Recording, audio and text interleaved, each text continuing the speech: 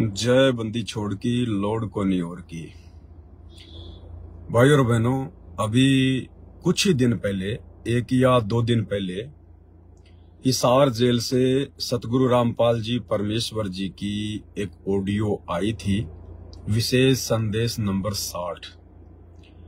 और उस विशेष संदेश नंबर 60 में सतगुरु रामपाल जी परमेश्वर जी ने, क्योंकि वर्तमान का समय तो परीक्षा का समय है और परमात्मा तो कोई भी कारण बना के किसी भी बहाने से भगत की परीक्षा लेंगे ही लेंगे। तो आप जी सतगुरुदेव भगवान के द्वारा ली गई उस परीक्षा में फेल हुए या पास हुए, आज हम इसी के ऊपर ये वीडियो बनाने जा रहे हैं। आप सभी भाई बहन लाइव जुड़िए, वीडियो को ज्यादा से ज्यादा व्हाट्सएप के ग्रुपों में, फेसबुक के ग्रुपों में, फेसबुक आईडी पर शेयर कीजिए। तब तक दास अपने पूज्य गुरुदेव भगवान का जयकारा लगाता है। बंदी छोड़ सतगुरु रामपाल जी परमेश्वर जी की जय हो।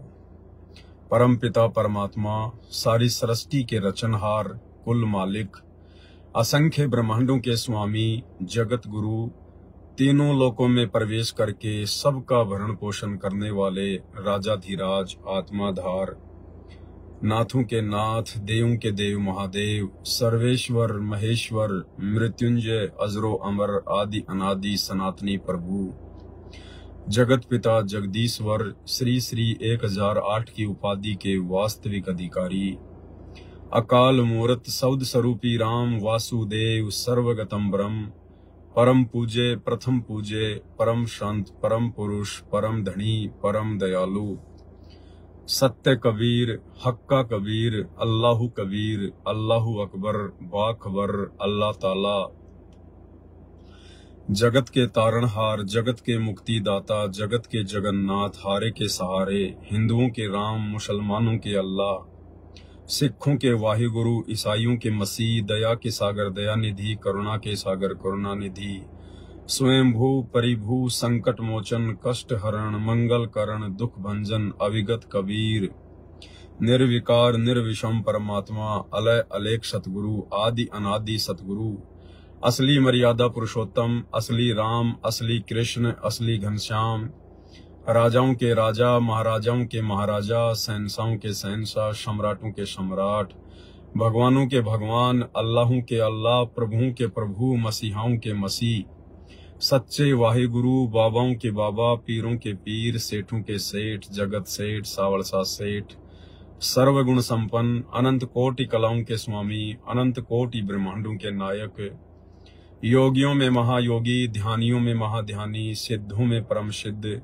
ज्ञानियों में तत्व ज्ञानी, ब्रह्म ज्ञानी, महाज्ञानी, परम ज्ञानी, सर्वश्रेष्ठ ज्ञानी, विज्ञानी, युवा कबीर, समृत कबीर, असमवात, अमित ओजा, सच्चे रहनुमा, करीम अल्लाह, सुभान अल्लाह, दुनिया के अंतिम पैगंबर, 8 सितंबर 1951 से गांव धनाना, जिला सोनीपत, हरियाणा, भारतवर्ष की पावन भूमि में प्रकट रियल कल की भगवान श्री नारायण साकार हरि, श्री बाबा साहेब, स्वयंभू संत श्रोमणी सतगुरु रामपाल जी परमेश्वर जी के चरण कमल में साध संगति से जुड़े हुए आप और हम सभी सत्सेवक भाई बहनों का अनंत कोटि दंडवत प्रणाम। सत्साई भाई और बहनों, एक शिष्य के द्वारा, एक भगत के द्वारा अपने भगवान की, अपने सतगुरु की जो महिमा की जाती है, उनके शुभ नाम से पहले, उनके पवित्र नाम से पहले जो उपमात्मक उपाधियां दी जाती हैं, ये कोई सामान्य उपाधियां नहीं हैं। क्योंकि ये जितने भी उपाधियां हैं, दास तो खैर कुछ भी नहीं बोल पा रहा है। अगर एक मनुष्य जिसकी 100 साल की उम्र हो और 100 साल तक 24 घंटे दिन रात प्रत्येक श्वास में यदि वो इसी प्रकार से अपने गुरुदेव की उपमात्मक उपाधियों का नाम लेता रहे, तो 100 साल में भी उस परमात्मा की उपमात्मक उपाधियों के नाम समाप्त नहीं होने वाले। इतनी महिमा है सतगुरु रामपाल जी परमेश्वर जी की, इस कबीर भगवान की। तो हम तुच्छ बुद्धि कैटेगरी के जीव हम क्या परमात्मा की महिमा कर सकते हैं। लेकिन इस कलयुग में परमात्मा ने हमें जो मौका दिया है, जो सौभाग्य दिया है परमात्मा ने, हम तुच्छ जीवों की तुच्छ जिव्या के माध्यम से अपनी महिमा करवाने का, तो इसका तो हम कम से कम भरपूर लाभ उठाएं जितना हम गुरुदेव की महिमा कर सकते हैं। क्योंकि जितनी उनकी महिमा की जाएगी उतने ही हम पुण्य के भागी बनते हैं। हर प्रकार से परमात्मा हमारी भक्ति बनवाते हैं। तो भाई और बहनों, ये कोई सामान्य उपाधियां नहीं है। और जिस महापुरुष के लिए, जिस परम पुरुष के लिए, जिस परमपिता परमेश्वर के लिए ये उपाधियां बनी हैं, आज ये उन्हीं के नाम से पहले सुशोभित की जा रही है। तो हमें इनका पूरा लाभ मिलेगा, भरपूर लाभ मिलेगा। और कितना लाभ है इनका? मात्र अपने गुरुदेव भगवान की महिमा का, उपमात्मक नाम बोलने का भी कितना लाभ है। अब सांसारिक दृष्टि में आप किसको सबसे बड़ा भगत मानते हैं? अब सांसारिक दृष्टि में मान लीजिए कोई बहुत बड़ा मंदिर है हिंदुओं का, जैसे तिरुपति का मंदिर है, जगन्नाथ का मंदिर है। तो चलो, जगन्नाथ के मंदिर के जो पांडे हैं, उसमें 10 पांडे हैं या 20 हैं या 50 हैं, जितने भी पांडे हैं जगन्नाथ के मंदिर में, 100 से कम तो क्या होंगे, क्योंकि इतना बड़ा मंदिर है, इतना बड़ा वहां का मैनेजमेंट है। कम से कम 100 पांडे मान लो। वो जगन्नाथपुरी के 100 पांडे जो दिन रात वहां पे पूजा पाठ में लगे रहते हैं, अगर उन सभी पांडवों की 100 साल की उम्र हो और 100 साल तक वो जगन्नाथ के पांडे अगर जगन्नाथ भगवान की भक्ति करते रहें, मंत्र जाप करते रहें, आरतियां करते रहें, उन 100 पांडवों की 100 साल की भक्ति जगन्नाथ की, और सतगुरु रामपाल जी परमेश्वर जी के नाम से पहले मात्र एक बार ये उनकी उपमात्मक उपाधियों की महिमा उन 100 पांडवों की 100 साल की जगन्नाथ की भक्ति से 100 गुना ज्यादा है, 100 गुना ज्यादा। यानी जब 10 लाइव आता है और केवल एक ही बार लाइव में अपने गुरुदेव भगवान की जो महिमा करता है, उनकी उपमात्मक उपाधियों के नाम लेके, तो मुझे इतना पुण्य मिल जाता है, मुझे इतना भक्ति का लाभ मिल जाता है, जितना वो जगन्नाथपुरी के 100 पांडे 100 साल भक्ति करके भी प्राप्त नहीं कर सकते। क्यों? क्योंकि उन जगन्नाथपुरी के पांडवों की वो भक्ति शास्त्र विरुद्ध है। किसी भी धर्म ग्रंथ में वो भक्ति वर्णित नहीं है। वो मनमाना आचरण है, मनमुखी भक्ति साधना है। और यहां हम जो कर रहे हैं, जो परमेश्वर हमसे करवा रहे हैं, वो शास्त्र अनुकूल है, शास्त्र अनुकूल। इसलिए परमात्मा कहते हैं कि सत्संग की आदि घड़ी और तप के वर्ष 1000 तो भी बराबर है नहीं, कहे कबीर विचार। तो सतगुरु की महिमा तो बहुत है। आने वाले समय में तो पूरी दुनिया इस सतगुरु की महिमा ही करेगी। और आज हम जिस विषय पर लाइव आए हैं, क्योंकि देखो भाई और बहनों, दास की तो ड्यूटी परमात्मा ने इसी सब्जेक्ट पे लगाई है कि हम भाई बहन आपस में साथ संगतियों के माध्यम से, ज्ञान चर्चा के माध्यम से जितना हो सके उतना, ये जो प्राइम टाइम है भक्ति का, थोड़े से समय का, इस प्राइम टाइम में हम डगमग ना हो जाएं, विचलित ना हो जाएं, हमसे कोई छोटी मोटी कोई त्रुटि ना बन जाए जिससे हमारा काम बिगड़ जाए। कौन सा काम? मोक्ष प्राप्ति वाला काम। अगर मोक्ष नहीं हुआ तो फिर राजा भी बन जाएंगे, महाराजा भी बन जाएंगे, ब्रह्मा विष्णु महेश भी हम ही बनेंगे, 33 करोड़ देवी देवता भी हम ही बनेंगे, देवराज इंद्र भी हम ही बनेंगे। इस धरती पे आके फिर चक्रवर्ती राजा भी हम बनेंगे, प्रधानमंत्री राष्ट्रपति भी हम ही बनेंगे। क्योंकि ये जितने भी पदवियां हैं, जितने भी देव पद हैं, ये भक्ति के आधार से निर्धारित होते हैं। जिसकी जितनी भक्ति की होती है मनुष्य जन्म में, जिस आत्मा के द्वारा जितनी भक्ति की गई होती है, उस भक्ति के आधार से फिर ये उपाधियां मिलती हैं। अन्यथा इंसान तो इंसान ही है। एक इंसान तो सारा दिन रोड पर रेड लाइट पर भीख मांगता है, दिए बाबा दिए बाबा दिए बाबा, और एक इंसान भारत का प्रधानमंत्री बन के बैठा है, राष्ट्रपति बन के बैठा है, बहुत बड़ा कोई बिजनेसमैन है, तो हैं तो दोनों इंसान ही, फिर दोनों में इतना अंतर क्यों भाई? क्या प्रधानमंत्री के अलग से कोई सींग है या कोई पूंछ लगी हुई है जो भिखारी के नहीं है? ये सब उनके पिछले जन्मों की भक्ति, शुभ कर्म, दान धर्म, इन सब के प्रतिफल में अगला जीवन निर्धारित होता है जब उसको मनुष्य जन्म मिलता है। तो भाई और बहनों, बहुत बड़ी रजा है गुरुदेव भगवान की। ये जो दुनिया है ये तो बहुत बाद में जाके आंखें खोलेगी, जब इनका सब कुछ लुट पिट चुका होगा। और आप और हमें परमात्मा ने समय रहते वो ज्ञान करवा दिया, वो जानकारी दे दी आत्म कल्याण के विषय में, जो जानकारी वर्तमान में ब्रह्मा विष्णु महेश को भी प्राप्त नहीं है। तो बताओ फिर हम अपने गुरुदेव भगवान की महिमा करने में पीछे क्यों रहें? तो आज का हमारा जो विषय है, आज का हमारा जो सब्जेक्ट है, वो है परमेश्वर के द्वारा ली जाने वाली सूक्ष्म परीक्षा का। और गुरुदेव भगवान ने हमारी परीक्षा ले ली। 60 नंबर विशेष संदेश जो अभी मंगलवार को आया है, उसमें परमेश्वर ने सूक्ष्म रूप से हम भगतों की परीक्षा ली है। अब देखना यह है उस परीक्षा में कितने भगत फेल हुए हैं, कितने पास हुए हैं। और परीक्षा क्या है भाई और बहनों, अब हम वीडियो शुरू करते हैं आगे।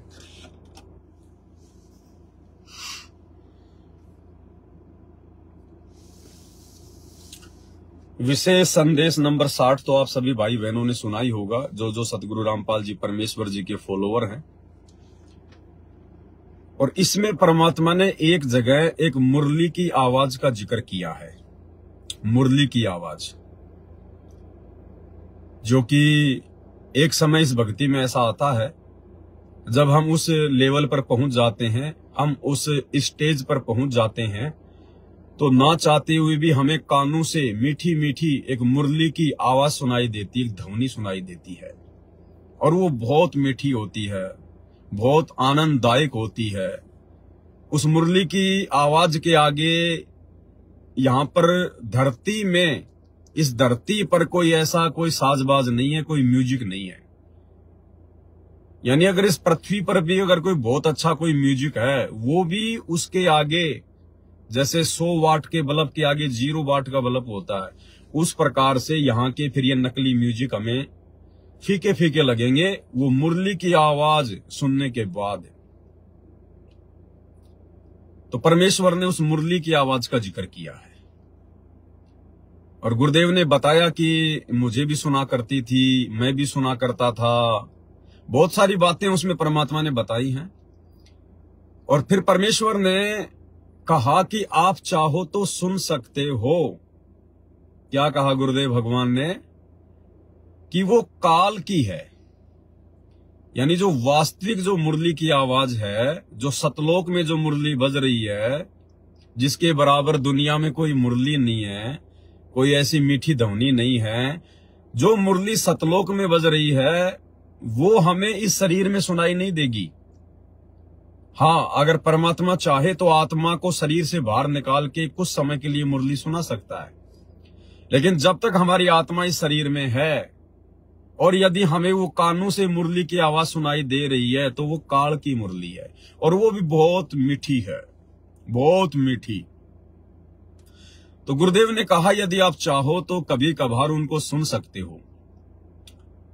और सुनने का तरीका बताया गुरुदेव ने कि एकांत स्थान पर जाकर बैठो, जहां पर कोई शोर शराबा ना हो, कोई डिस्टरबेंस ना हो, और अपने दोनों कानों में उंगली दे लो या कोई रुई वगैरह ठूंस लो, और फिर एकदम आंखें बंद करके ध्यान लगाओ। तो कुछ समय बाद में आपको एक मुरली की आवाज सी सुनाई देगी, जैसे बहुत दूर से कोई आवाज आ रही है, बहुत दूर से, और वो इतना आकर्षित कर देगी आपको। तो गुरुदेव ने विधि भी बताई है कि चाहो तो सुन भी सकते हो कभी कभार। आपको मैं गुरुदेव भगवान की वो ऑडियो सुना देता हूं, जो मैंने इसमें कटिंग की है, 2.5 मिनट की है, कि मुरली सुनने के विषय में परमात्मा ने उस विशेष संदेश नंबर 60 में क्या कहा है और कैसे ये हमारी परीक्षा ली है परमात्मा ने। सुनिए। बच्चों, ये मुरली जो है ना परमात्मा के दरबार में बज रही है। ये यहाँ की मुरलियां, तो ये भी मुरली है यहाँ की, यहाँ भी आवाज बंसरियां बजती है, लेकिन यहाँ की तो गाने की भी नहीं उसने सुनने के बाद। जब हम भक्ति शुरू करते हो आप, तो भक्ति का जितना प्रभाव बढ़ता जाएगा और आपका भक्ति लेवल चलता जाएगा ऊपर को। जैसे जैसे बीपी नापते हैं ना, हवा भरते हैं, उसमें ऊपर चलता पारा, उस मशीन खड़ी मशीन में दूसरी छत की, ऐसे हमारी भक्ति का वो पारा ऊपर को बताता चलता कितने कहां तक पहुंच गए। जब भक्ति ऐसी स्थिति में आ जाती है तो हम एक क्रिया करके देखते थे, उसकी वजह से जरूरत नहीं, चाहो तो कर भी सकते हो। कति एकांत स्थान में सुबह सुबह कोई शोर ना हो, दोनों कान बंद करके, ज्यादा देर नहीं, 5-4 मिनट रखो। कुछ देर के बाद आपको कुछ बाजे इधर उधर के बाजते सुनेंगे, बहुत सारे बात। कई दिन के अभ्यास के बाद आपको एक मुरली की ऐसी आवाज आएगी जैसे बहुत दूर से आ रही है, जैसे बहुत दूर बज रही हो, और वो जैसे सुना कर दूर, तो इतनी गजब की आओगी, कान में गुंजा देगी कान को। दास को इतनी गजब की सुनती थी। फिर क्या होता है, कुछ दिन के बाद हम उस सतीथि से ऊपर उठ जाते हैं, फिर वो नहीं सुनती, वो हमारी सतीथि आगे बढ़ गई, हम उससे ऊपर जाएंगे, अब हमने सतलोक पहुंचना है। तो इतनी गजब की वजह करती है। मेरे मन में न्यू आवा थी, जस कोई स्पीकर होता ना उस टाइम कान का लाकर माइक, मैं उसको बाहर सुना सकता था, लेकिन ऐसी व्यवस्था जो ठीक हो रही, इतनी गजब की आवाज में कत्ती न्यारी जो बोलना है, फिर खुले कान ना भी सुन लगी, कान होती। तो ये वो उस मुरली का जिक्र है। अब ये नहीं ना सुनेगी तो भी हो सकता है उस से ऊपर जा चुके होगी। हमारी तो शुरुआत थी, गुरु जी ने बता रखा था, मैं जो करता चालू था, बाकी वो कहीं भी थे, इसकी जरूरत कभी नहीं। हमने जो बता रखा भक्ति करते हो, मोक्ष होगा भक्ति से। मुरली तो बातें है, वहां जाकर सुन लियो, लेकिन यहाँ बतानी पड़ रही है क्योंकि ये नीचे वाले जो दूसरे पंथ है नकली काल के, विशेषकर ठेका राधा स्वामी और ने बकवाद करने का ले रखा बखांड का, ये लोग वो दोनों सुने हैं, मुरली सुनती है। अब सुन लो उस मुरली का क्या हिसाब है। तो भाई और बहनों, ऑडियो आपने सुनी। परमात्मा ने मुरली सुनने के विषय में हमें विधि बताई है और कहा कि चाहो तो आप जी सुन भी सकते हो। अब परमेश्वर जी अपने सत्संगों में कहते हैं कि शब्द सैन सतगुरु की पहचान है, वो पावे अटल सुहागरे।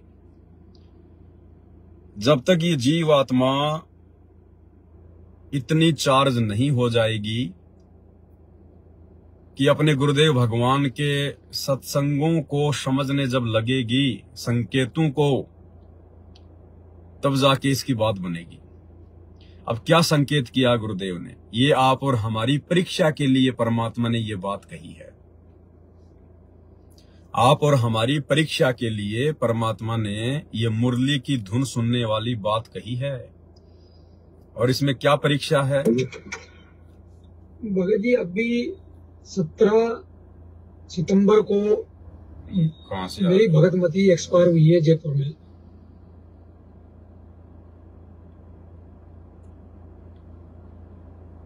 तो इसमें हमारी परीक्षा क्या है? दिन रात एक कर दी सतगुरु रामपाल जी भगवान ने हमें इस नकली लोक की स्थिति को समझाते हुए कि ये तो खोकापुर है, खोकापुर। और गुरुदेव कहते हैं, बच्चों तुमने केवल नाम सुना है सुख, लेकिन अभी तुम सुख की परिभाषा से परिचित नहीं हो। 21 ब्रह्मांड में केवल नाम है सुख, लेकिन सुख नाम की यहां पर छींट भी नहीं है। और हर प्रकार से परमात्मा ने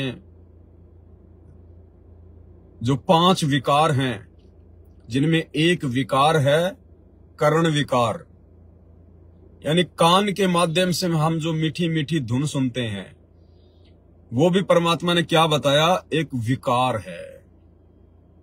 और जब तक ये विकार भी हमारा नहीं हटेगा तब तक हम सतलोक के योग्य नहीं बन सकते। फिर परमात्मा हमें उस विकार में क्यों उलझा रहे हैं? कर्ण विकार बताया परमात्मा ने कि मीठी मीठी धुन सुनना भी एक विकार है, ये काल की साजिश है, काल की चाल है। फिर भाई गुरुजी हमें वो काल की मीठी मीठी धुन सुनने के लिए क्यों कह रहे हैं, और विधि भी बता रहे हैं और आदेश भी दे रहे हैं कि बच्चों तुम सुन भी सकते हो कभी कभार। परीक्षा यही होती है, सतगुरु की परीक्षा।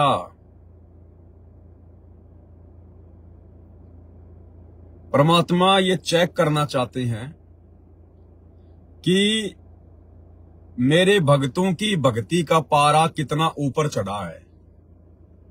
जैसे किसी का ब्लड प्रेशर नापते हैं, जो मशीन बताई गुरुदेव ने कि हाथ के बांध के वो पट्टा सा, और फिर उसको यूं दबाया जाता है, और वो बीपी नापने की मशीन की सुई है, जो पारा है वो ऊपर को चढ़ता जाता है, ऊपर को चढ़ता जाता है। तो गुरुदेव भगवान ने ये चेक करना चाहा है कि मेरी संगत में भक्ति का पारा कितना ऊपर तक चढ़ा है, या खाली ये लोग लातों के भूत हैं, कुछ अपनी कॉमन सेंस भी प्रयोग करते हैं या नहीं करते हैं, मेरे संकेतों को भी समझने लगे हैं या नहीं समझने लगे हैं। ये चेक करने के लिए जब हमें परमात्मा ने इस काल के लोक के हर प्रकार के सुखों से दुखों से परिचित करवा दिया है, तो भला परमात्मा हमें फिर कर्ण विकार में क्यों फंसाएंगे?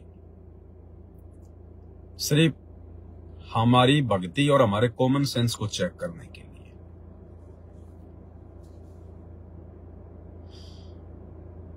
भाई और बहनों, बहुत सारी बातें परमात्मा ने हमें बताई। एक समय गुरुदेव ने बताया कि परमात्मा कुछ भक्तों को विमान में बैठाकर सतलोक ले जा रहे थे, और उन भक्तों में एक भगत ऐसा भी था जो भेड़ बकरियां चराया करता था। अब पहले के समय में ना कोई हेलीकॉप्टर की व्यवस्था थी, ना कोई एरोप्लेन की व्यवस्था थी, ताकि ऊपर से नीचे के जो दृश्य हैं उनको देखा जा सके। तो 500-700 साल पहले की बात। अब वो बेचारा भेड़ बकरी चराने वाला, और उस समय हरियाली बहुत हुआ करती थी, पेड़ पौधे जंगल बहुत हुआ करते थे। अब जो वो भेड़ बकरी चराने वाला भगत परमात्मा के विमान में बैठ के अपने अन्य भगत भाई बहनों के साथ जब ऊपर चलने लगा, तो नीचे से उसने जब अपने गांव को देखा तो बड़ा सुंदर दृश्य दिखाई दिया। पहाड़, नदियां और गांव और खेत खलियान और जंगल और हरे भरे पेड़। तो उसने कहा, अरे देखो रे देखो देखो कितना अच्छा दृश्य है, अरे वाह, अरे कितना सुंदर लग रहा है। भाई आनंद आ गया, मैंने तो ऐसा दृश्य कभी देखा ही नहीं। तो कहते हैं उसी समय वो भगत परमात्मा के विमान से ऑटोमेटिक नीचे गिरने लगा। तो दूसरे भगत ने कहा कि गुरुजी गुरुजी, वो फला फला भगत तो नीचे गिर गया विमान से। तो गुरुदेव ने कहा कि बेटा, अभी उसको इस काल की व्यवस्था बहुत अच्छी लग रही है। मैंने जो खोकापुर के बारे में तुम्हारे को बताया है, इस नकली लोक के बारे में जो इतने दिन समझाया बताया, इसको तो अभी ये नकली लोक बहुत अच्छा लग रहा है, बहुत सुंदर लग रहा है, इसके मन को आनंद आ रहा था। और बेटा, जब तक पूरी तरह से इस नकली लोक के नकली सुखों को हम हृदय से त्याग नहीं देंगे, आत्मा से त्याग नहीं देंगे, जब तक नफरत नहीं बन जाएगी, तब तक भाई तुम सतगुरु के विमान में बैठकर सतलोक जाने के योग्य नहीं बन सकते। तो बेटा, अभी तो उसको यही आनंद आ रहा है, इसलिए उसको नीचे छोड़ दिया कि जहां आशा तां बासा होई, और मन कर्म वचन सुमरियो सोई।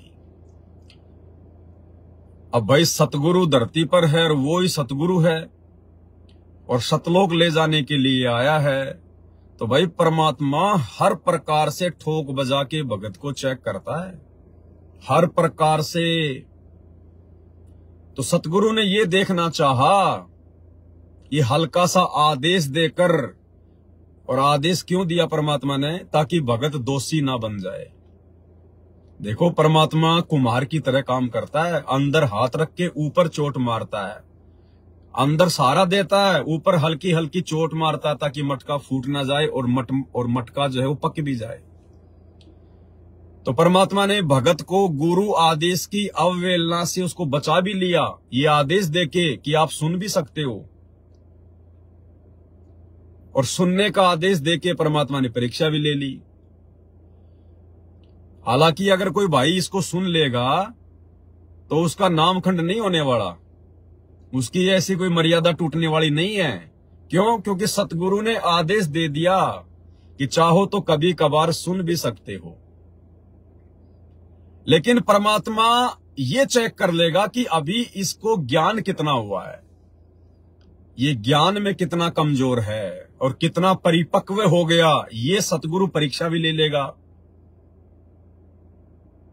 अब भाई और बहनों, इस काल लोक की जो मुरली है, जिसके विषय में परमात्मा हमें बता रहे हैं, सुनने के लिए कह रहे हैं, ये मुरली है किसकी?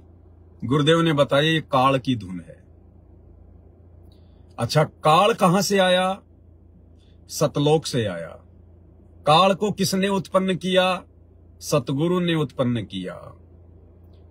तो काल सतगुरु का, काल की वो नकली मुरली सतगुरु की, वो मुरली की धुन सतगुरु की। और जब वही सतगुरु आज धरती पर आकर और अपने मुख कमल से हमें जो शब्द सुना रहा है, हमें जो सत्संग सुना रहा है, क्या दुनिया की कोई भी मुरली, 21 ब्रह्मांड की कोई भी मुरली, क्या उस सतगुरु के मुख कमल से उच्चारित इन सत्संगों से ज्यादा मीठी हो सकती है? क्या गुरुदेव भगवान ने अपने मुख कमल से हमें जो मीठे मीठे शब्द सुनाए हैं, क्या उन शब्दों से वो मुरली मीठी हो सकती है? यही परीक्षा ले रहा है सतगुरु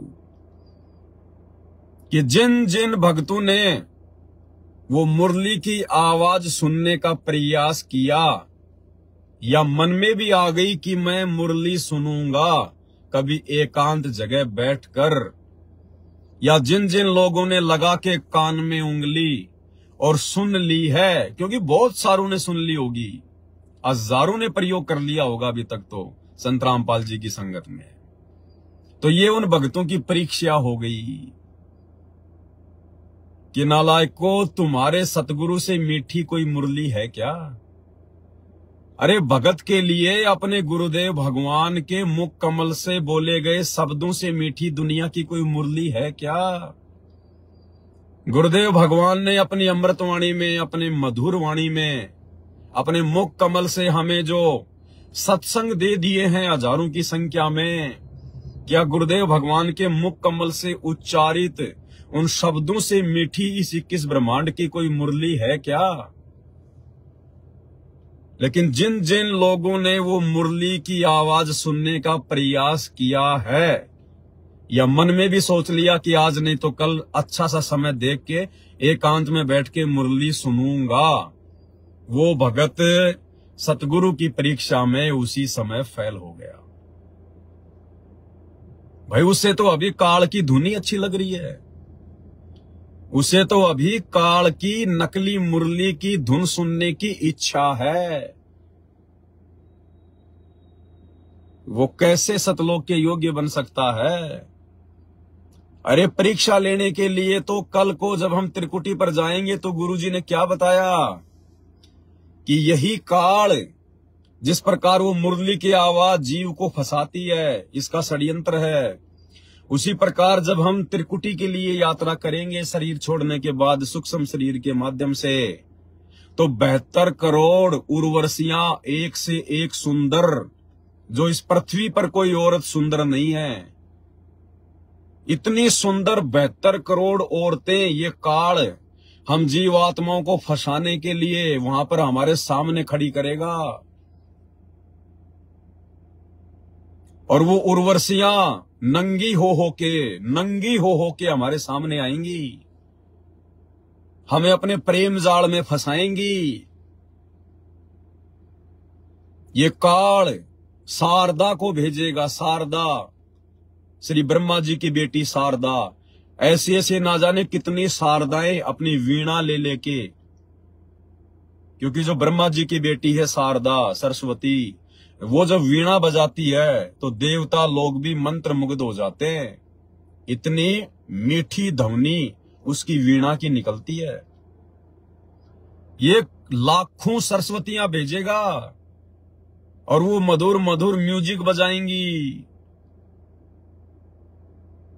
और भाई और बहनों, यदि हम यहीं पर अगर मुरली की धुन सुनने की इच्छा पाल कर बैठे हैं, सतगुरु से इतना ज्ञान लेने के बाद, तो भला हम उस परीक्षा में कैसे बचेंगे भाई? हम उस परीक्षा में कैसे बचेंगे? क्योंकि गुरुदेव ने बताया, जब तुम शरीर छोड़कर त्रिकुटी के लिए चलोगे तो एक सौपन जैसा होगा। तुम्हें पता नहीं चलेगा कि मेरा शरीर छूट गया और मैं सतलोक जा रहा हूं और मैं त्रिकुटी पे जा रहा हूं और यहां ये क्या हो रहा है। इसी प्रकार से जैसे हम सत्संगों में जा रहे हैं, कहीं कोई मेला भरा हुआ है, कोई रीछ नचा रहा है, कोई म्यूजिक बजा रहा है, कोई 2 के 4 बनाने के लिए, जुआ खेलने के लिए कह रहा है, ऐसा ही लगेगा। तो हम तो फंसे फंसाए पड़े। जब सतगुरु से इतना ज्ञान लेने के बाद, और यदि हम वो काल की धुन सुनने की इच्छा अपने मन में रखे हुए हैं, तो अभी हम कमजोर हैं। अभी हम सतगुरु के सतलोक जाने के योग्य नहीं है, क्योंकि वहां पर भी तो इसी प्रकार से क्या कहा गुरुदेव ने कि जब तुम त्रिकुटी पर जाओगे तो ये काल क्या करेगा, ये मेरा रूप बना सकता है। हालांकि ये काल सतगुरु का रूप नहीं बना सकता। दास ने बहुत सारे वीडियो बना दिए, लेकिन परमात्मा को बोलना पड़ता है भक्ति विधान अनुसार। सतगुरु खुद काल का रूप बना के अपने भगत की परीक्षा लेता है त्रिकुटी पर। तो मान लीजिए वहां पर सतगुरु ने आपको आदेश दे दिया ये मुरली की धुन सुनने का या ये वीणा की आवाज सुनने का, तो आप क्या करोगे भाई? आप तो वही हरकत करोगे जो हरकत आप जी यहां कर रहे हो। क्योंकि ये धुन सुनना हमारे विशेष नियमों में शामिल नहीं है कि हमने फॉलो करना पड़ेगा। ये धुन सुनना सतगुरु का कोई वो आदेश नहीं है जो आदेश हमने फॉलो करना ही पड़ेगा। ये एक ऑप्शनल आदेश है। गुरुदेव ने कहा कि चाहो तो सुन सकते हो, ये आदेश हो गया, लेकिन साथ में गुरुदेव ने यह भी कह दिया कि चाहो तो, अगर हम गुरुदेव के उस आदेश की पालना नहीं करेंगे तो हम उनके दोषी नहीं हैं, क्योंकि ये ऑप्शनल आदेश है। ऑप्शनल, करना ना करना, मानना ना मानना भगत के ऊपर छोड़ दिया गुरुदेव। तो यही आदेश, यही सतगुरु वहां दे देगा त्रिकुटी पर, तो क्या करोगे? फंसे फंसाए पड़े, क्यों डले डोए फिर धरती पर इतने साल भक्ति करके। तो भाई ये सतगुरु की परीक्षा, सतगुरु ने ये चेक किया कि इन भक्तों की आस्था मेरे द्वारा इतना ज्ञान दिए जाने के बावजूद भी इस काल लोक की किसी व्यवस्था में है या नहीं है, जरा चेक तो करूं। तो परमेश्वर ने चेक किया, और यदि हम ये नकली धुन सुनने की इच्छा पाल के बैठे रहे तो सतलोक वाली असली धुन कभी जिंदगी में नहीं सुन पाएंगे, क्योंकि सतलोक जा ही नहीं पाएंगे फिर। अरे सतगुरु रामपाल जी भगवान के मुख कमल से बोले गए शब्दों से मीठी कोई धुन है क्या? कोई गाना है क्या? कोई म्यूजिक है क्या? और इसी सतगुरु ने जब एक बार मुरली बजाई, मलुकदास जी क्या कहते हैं, जपो रे मन साहेब नाम कबीर, जपो रे मन साहेब नाम कबीर। मलुकदास जी कह रहे हैं केवल अपने गुरुदेव भगवान का नाम जपो, वो असली मुरली है, असली मुरली। एक समय गुरु बंसी बजाई कालंदरी के तीर, एक समय गुरु बंसी बजाई कालंदरी के तीर। सुर नर मुनि जन थकत भये वो रुक गया दरिया नीर, जपोरे मन साहेब नाम कबीर। जब हमारे गुरुदेव सतगुरु रामपाल जी भगवान ने जब मलुक दास जी की विशेष प्रार्थना पर जब एक समय जमुना जी के तीर, जमुना जी के किनारे पर मुरली बजाई, क्योंकि मलुक दास जी पहले श्री कृष्ण जी के पुजारी थे, और उन्होंने कहा कि जी मैंने सुना है कि एक बार श्री कृष्ण जी ने इतनी मीठी मुरली बजाई, इतनी मीठी बांसुरी बजाई कि गाय भी उनकी बांसुरी की आवाज सुनने के लिए आ जाया करती थी। तो गुरुदेव भगवान ने कहा, सतगुरु रामपाल जी परमेश्वर जी ने कहा, क्योंकि यही परमात्मा अपनी आत्माओं के लिए भिन्न भिन्न रूप में भिन्न भिन्न नामों से आते रहते हैं, तो कहा भाई एक दिन हम भी बजा के दिखाएंगे तुझे मुरली। और मलुक दास जी को लेके परमात्मा जमुना जी के किनारे गए, और मालिक ने यूं हाथ किया था, ऊपर से सतलोक से मुरली आ गई परमात्मा के हाथ में, और गुरुदेव भगवान ने वो मुरली बजाई। तो कहते हैं सुर नर मुनि जन तकत भये रुक गया दरिया नीर। वो इतनी गजब की मुरली थी, ऊपर से 33 करोड़ देवी देवता, ब्रह्मा विष्णु महेश, साधु संत महात्मा, बड़े बड़े सिद्ध, ये भी सूक्ष्म रूप में धरती पर उतर के आ गए उस मुरली की आवाज से वो प्रभावित होकर। इतनी गजब की मुरली, यहां की मुरली सब फैल हो गई। और जो जमुना जी का जो पानी था जो बह रहा था, वो भी रुक गया, जैसे बर्फ जम जाती है परमात्मा की वो मीठी मीठी धुन सुनने के लिए। अरे आज वही सतगुरु धरती पर है, और वही सतगुरु हमें शब्द सुना रहा है। शब्द, अब उस सतगुरु के मुख कमल से निकले वचनों से मीठी कोई काल लोक की धुन है क्या? अरे अगर उसके बावजूद भी हमारा मन यदि वो मुरली की धुन सुनने के लिए हमें प्रेरित कर रहा है, तो अभी हम काल प्रेरित हैं। अभी हमारे अंदर काल की प्रेरणा शेष है, अभी काल का प्रभाव ज्यादा है, अभी हम डगमग होने वाली स्थिति में हैं। अभी काल हमें कभी भी भ्रमित कर सकता है, हमारी भक्ति पर वो पोजीशन है।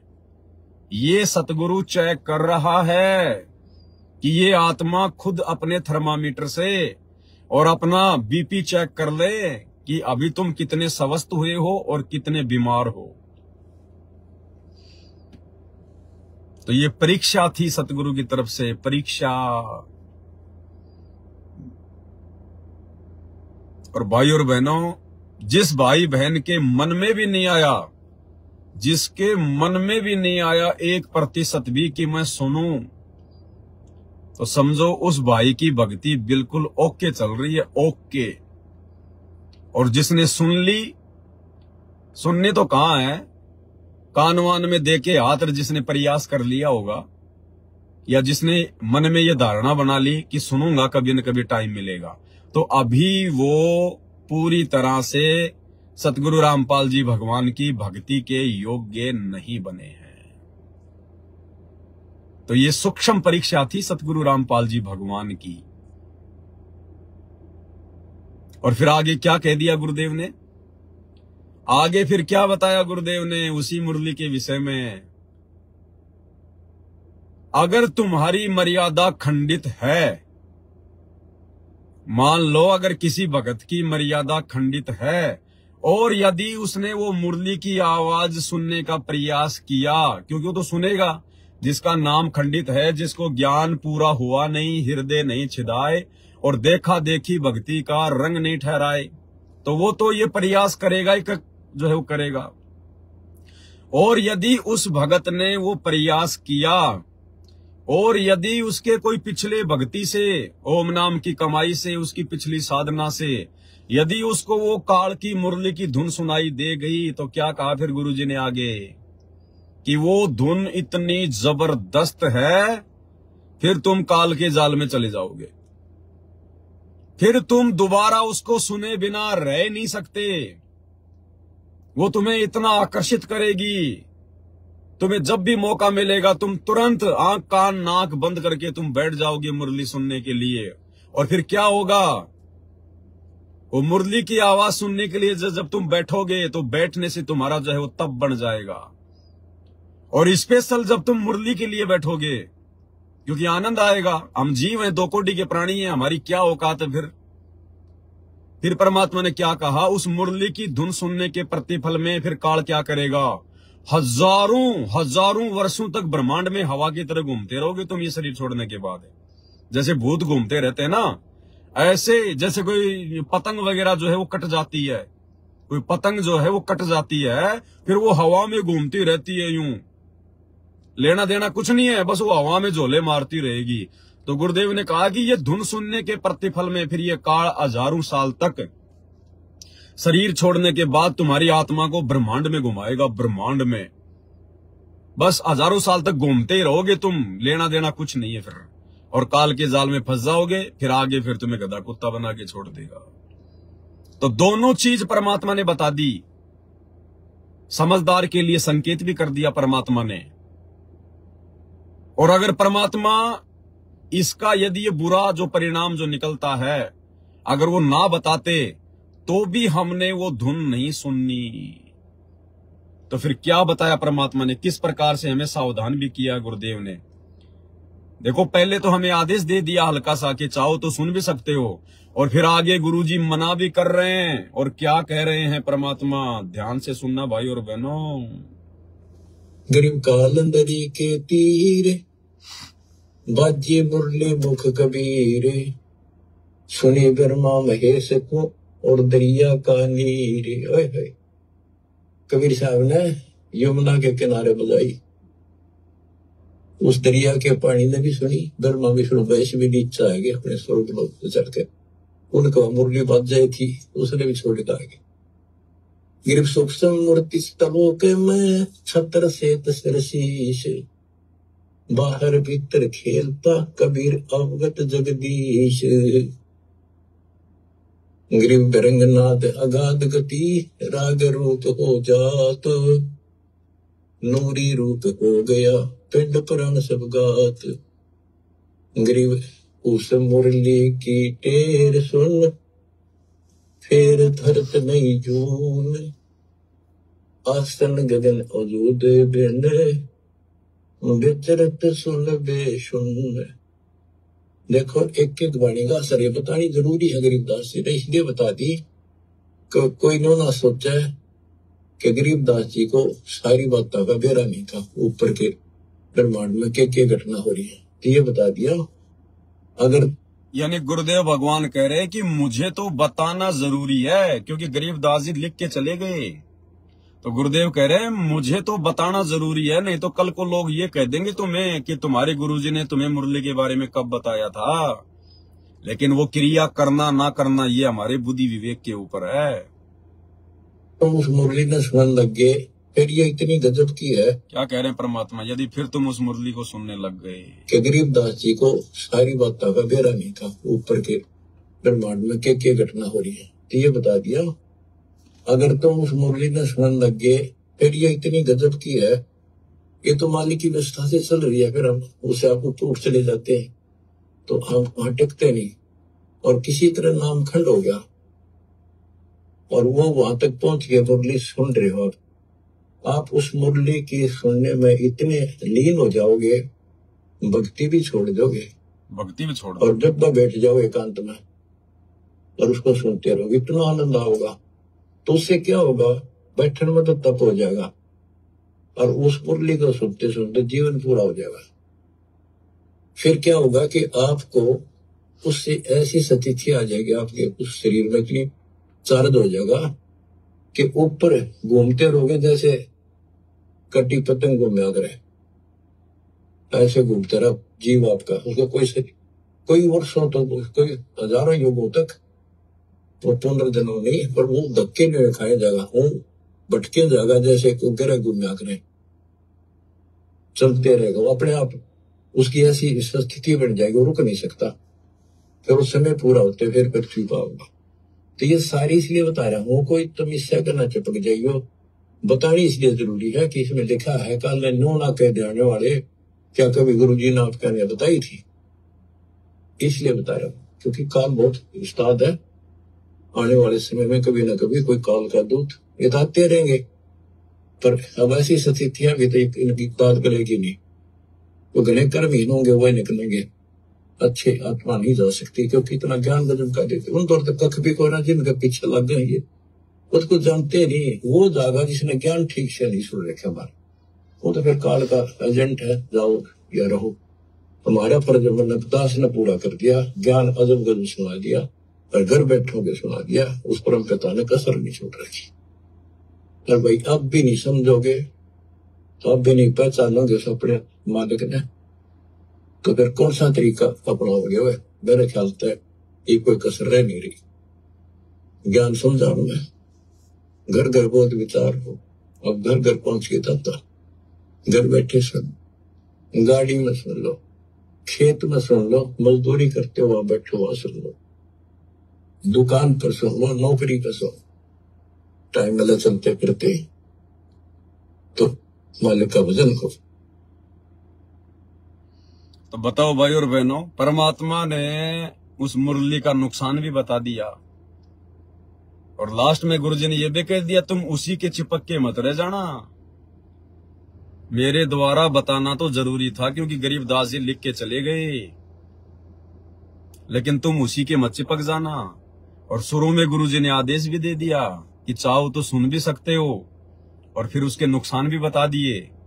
और उसके बावजूद भी यदि किसी मूर्ख ने ये सुनने का प्रयास किया है, ये ऑडियो सुनने के बाद, या जिसके मन में भी आई है कि मैं सुनूंगा देखे कभी न कभी, तो भाई अभी वो भगत भक्ति मार्ग में बहुत कमजोर है।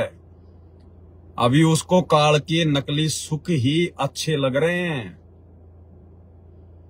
अरे जब तक हम इस काल के लोक की तरफ से, इस काल की तरफ से जीवित नहीं मर जाएंगे, गुरुदेव ने यही तो समझाया, और यही तो परमात्मा का प्रयास है कि झूठे सुख को सुख कहे तू मान रहा मनमोद, ये सकल चबीना काल का, कुछ मुख में कुछ गोद।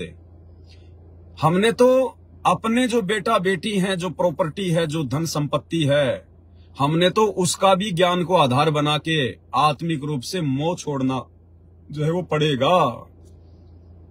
ठीक है, जब तक परिवार में रह रहे हैं, सबके साथ प्यार प्रेम से रहना है, जिम्मेदारियां निभानी है, लेकिन वो मोह ममता हमने त्यागनी पड़ेगी कि ये मेरे नहीं है, इनमें सुख नहीं है, ना मुझे ये सुख दे सकते।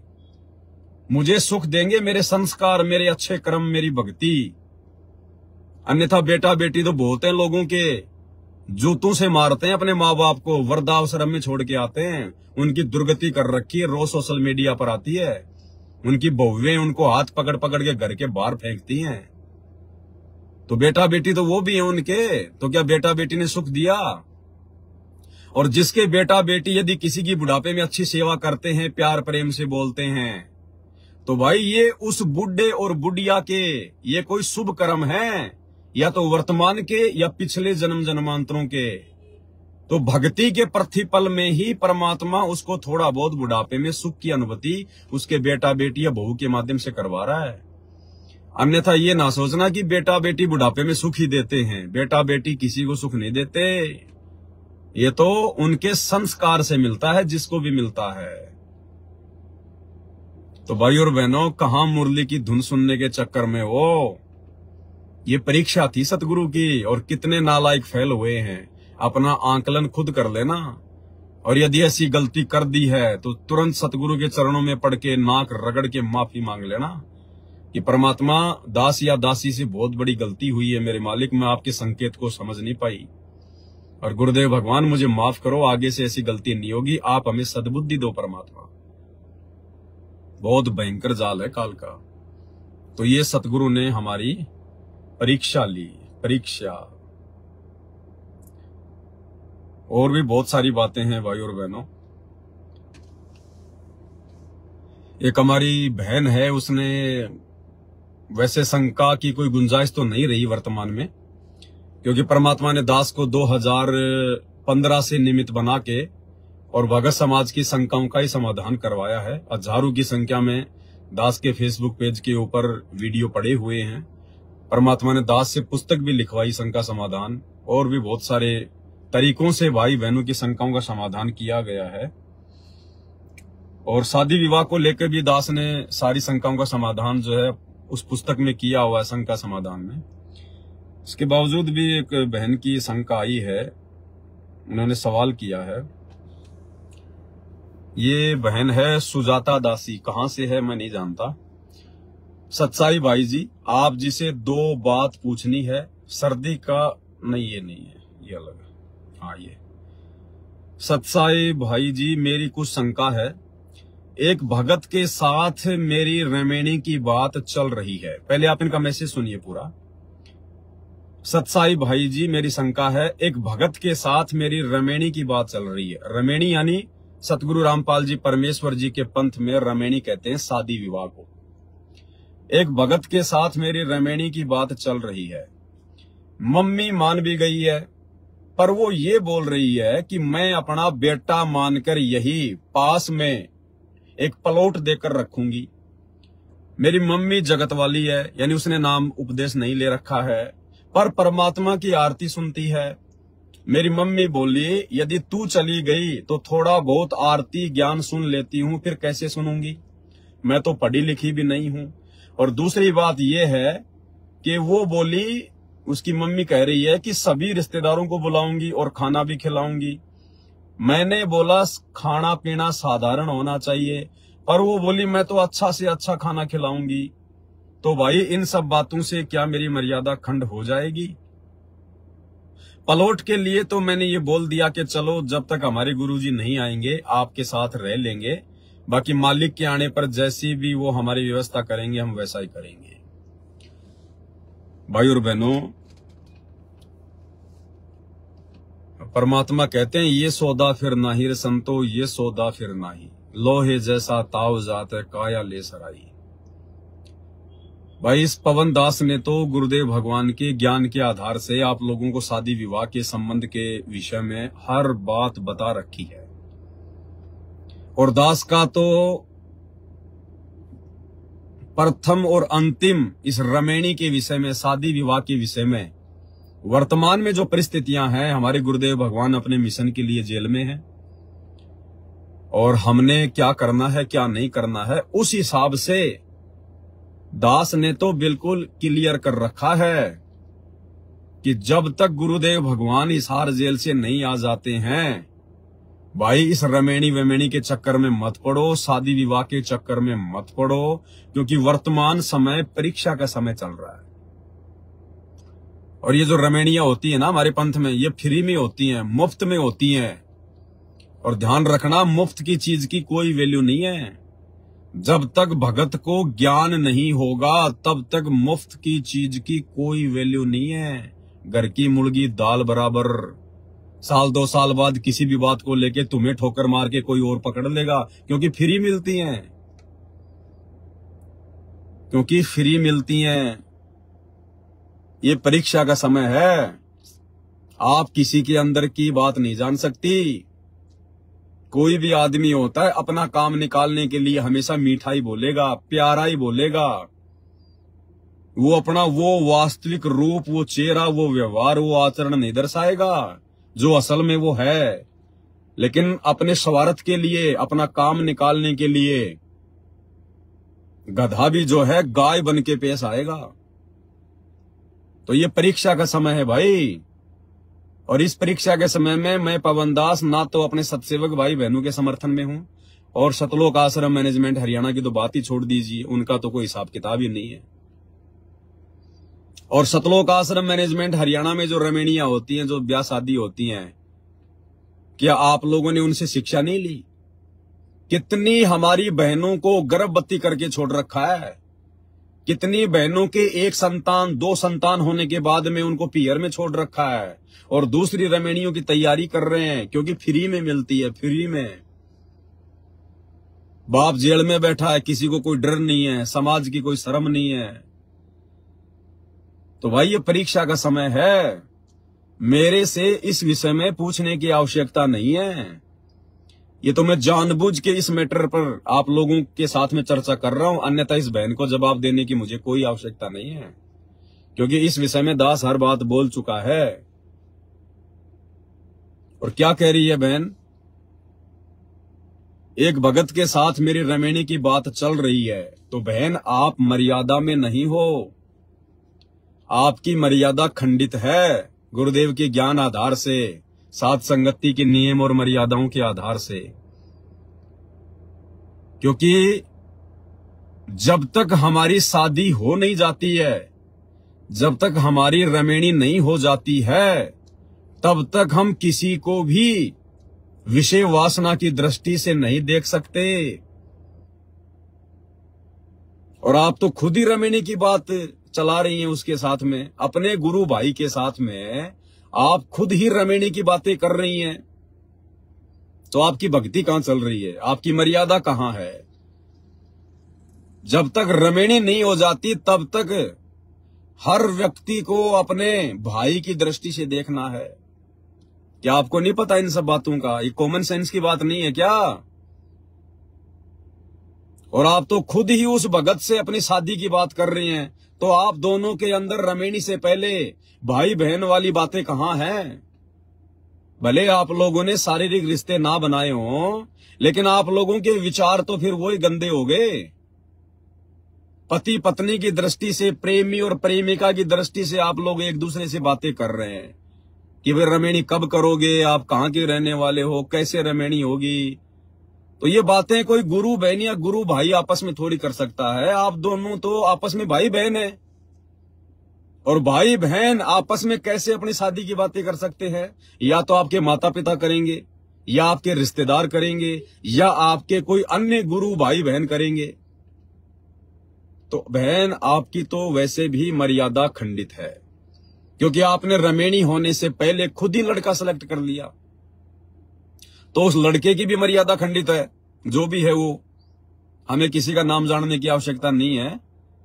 और आपकी भी मर्यादा खंडित है। और ध्यान रखना भाई और बहनों, जिस जिसको इस पवन दास ने मना किया है, जिन जिन लोगों ने मेरे से रमेणी की बात की है, और जिन जिन को दास ने मना किया है, और यदि जबरदस्ती उन्होंने रमेणी की है, तो भाई वो परमात्मा से नीचे गिरे, नीचे। उनकी रमेणियां सक्सेसफुल नहीं है, सफल नहीं है। क्योंकि दास जो बात बोलेगा परमात्मा के विधान और मर्यादा के अनुसार बोलेगा। ये दुनिया को नहीं लेना देना इन बातों से। जगत वाले नहीं जान पाएंगे हमारे नियम, मर्यादा, हमारी बातें। ये तो आगे चल के इन लोगों को इन बातों का पता चलेगा।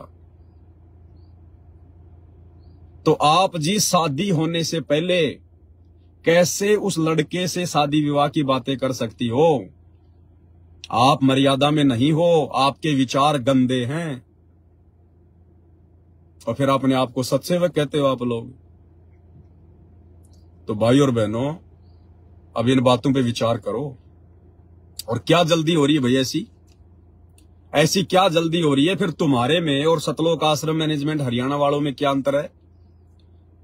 अरे उन फर्जी आश्रमों से, फर्जी सतलोक आश्रमों से वर्तमान में लाखों की संख्या में लोग जा जाके सार नाम, सार शब्द क्यों ले रहे हैं?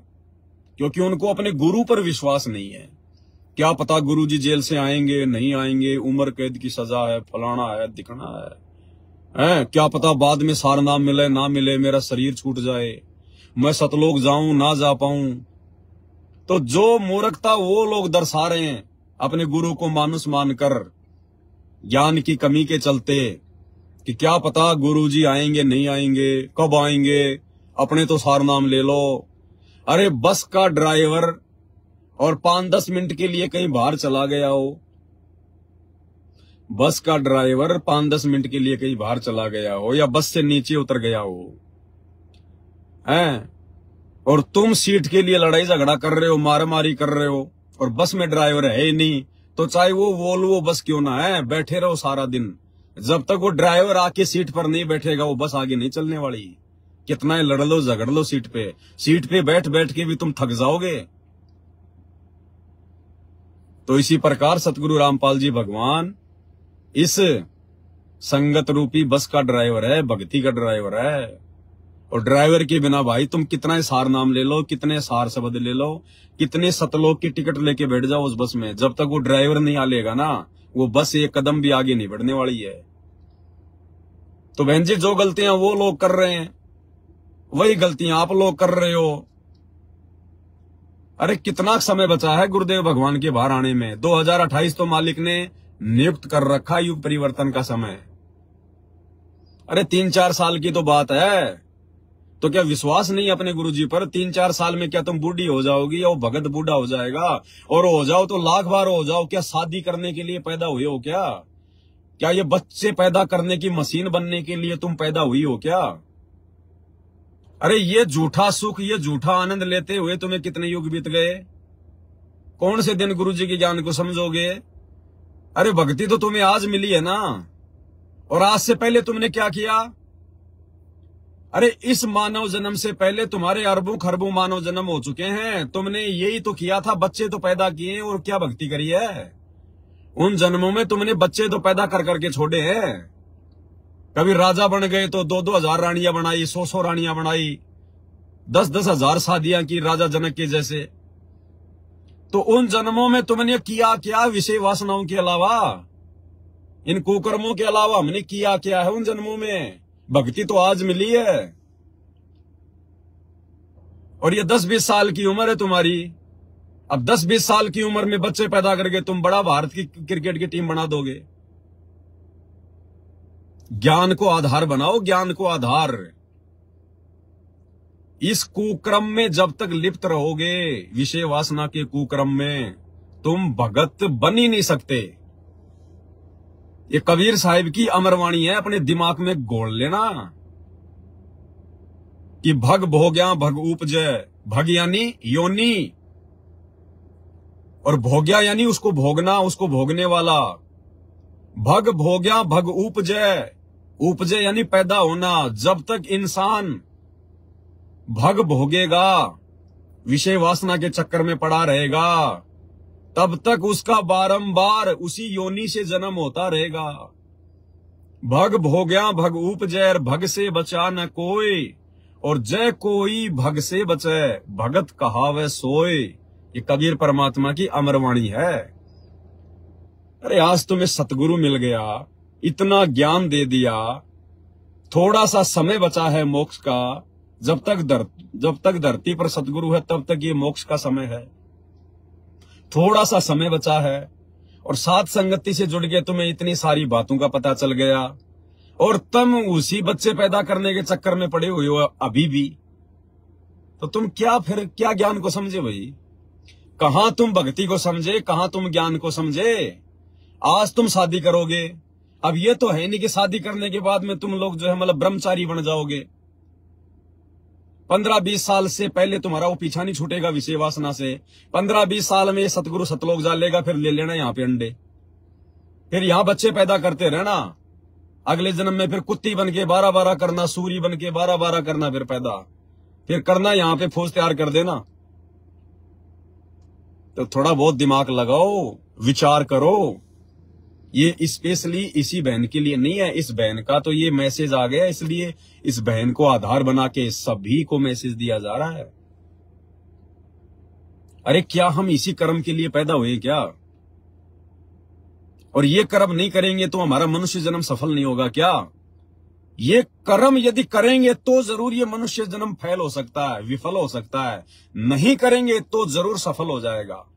और यदि भक्ति सत्य करेंगे, सत्य भक्ति हमें मिली गई, अब यदि मर्यादा में रहेंगे और इस कुकर्म से दूर रहेंगे तो ही हम भक्ति कर पाएंगे, नहीं हम भगत भी नहीं बन पाएंगे। भगत भी चाहे सात संगति से जुड़े हो भाई बहन हो, चाहे सतनाम मिल गया हो, चाहे प्रथम नाम मिल गया हो, चाहे सतलोक आश्रमों से जुड़ा हुआ भाई बहन हो, चाहे सतनाम मिल गया हो, चाहे सार नाम मिल गया हो, चाहे सार शब्द मिल गया हो, अगर अभी तक उसने ये विषय वासना का गंदा खेल खेलना नहीं छोड़ा है, वो अभी भगत की श्रेणी में भी नहीं है, चाहे वो अपने आप को सारनामी समझ रहा है।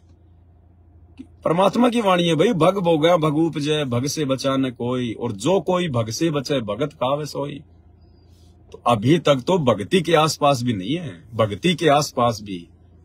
अरे आदरणीय गरीबदास जी महाराज जी की 4 लड़कियां थी, 4 लड़कियां, और 250 साल पहले की बात है।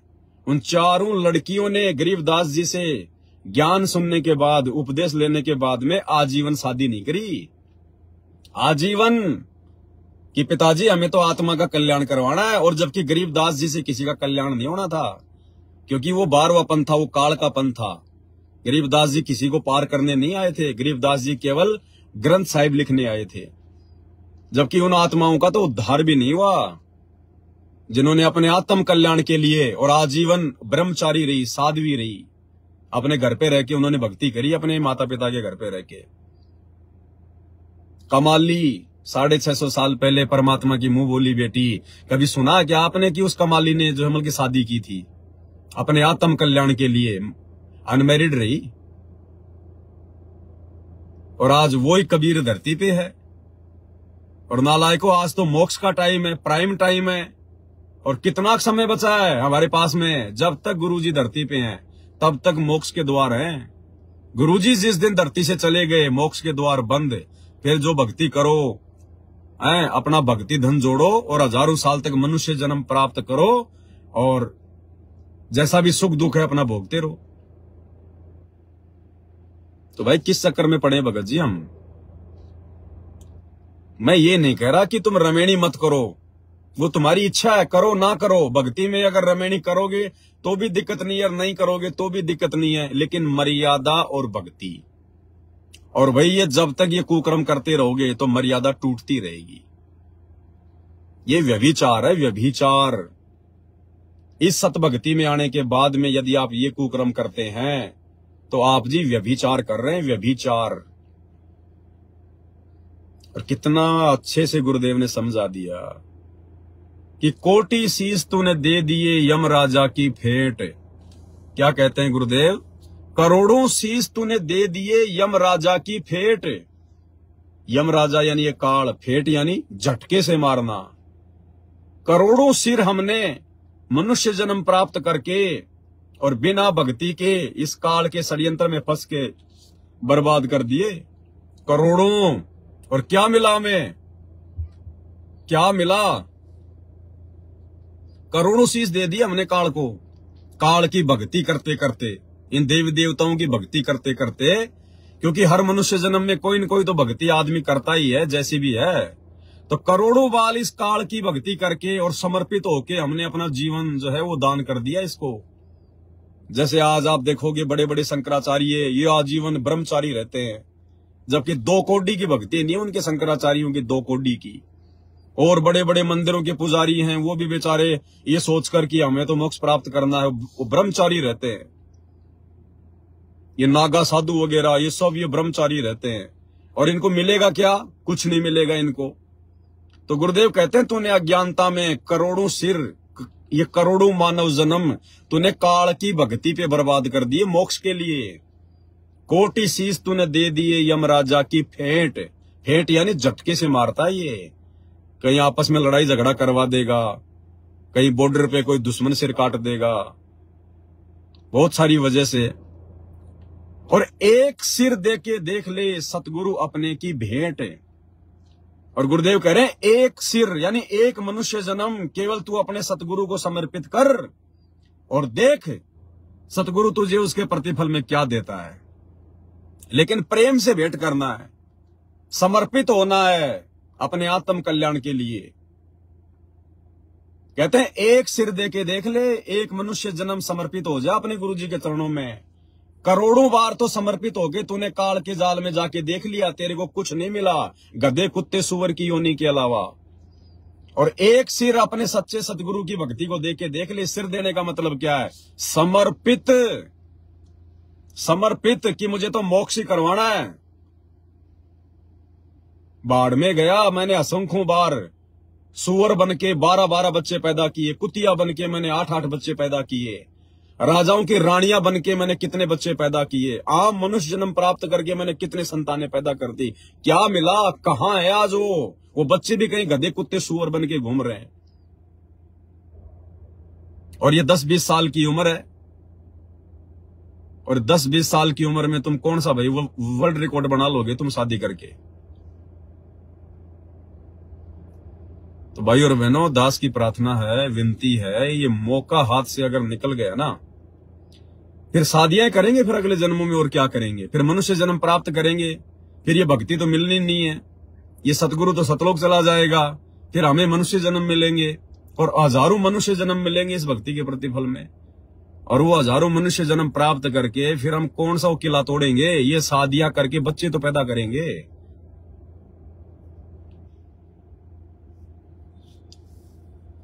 तो भाई दास की प्रार्थना है, अगर रमेणी भी करनी है, शादी भी करनी है, तो थोड़ा धैर्य रखो।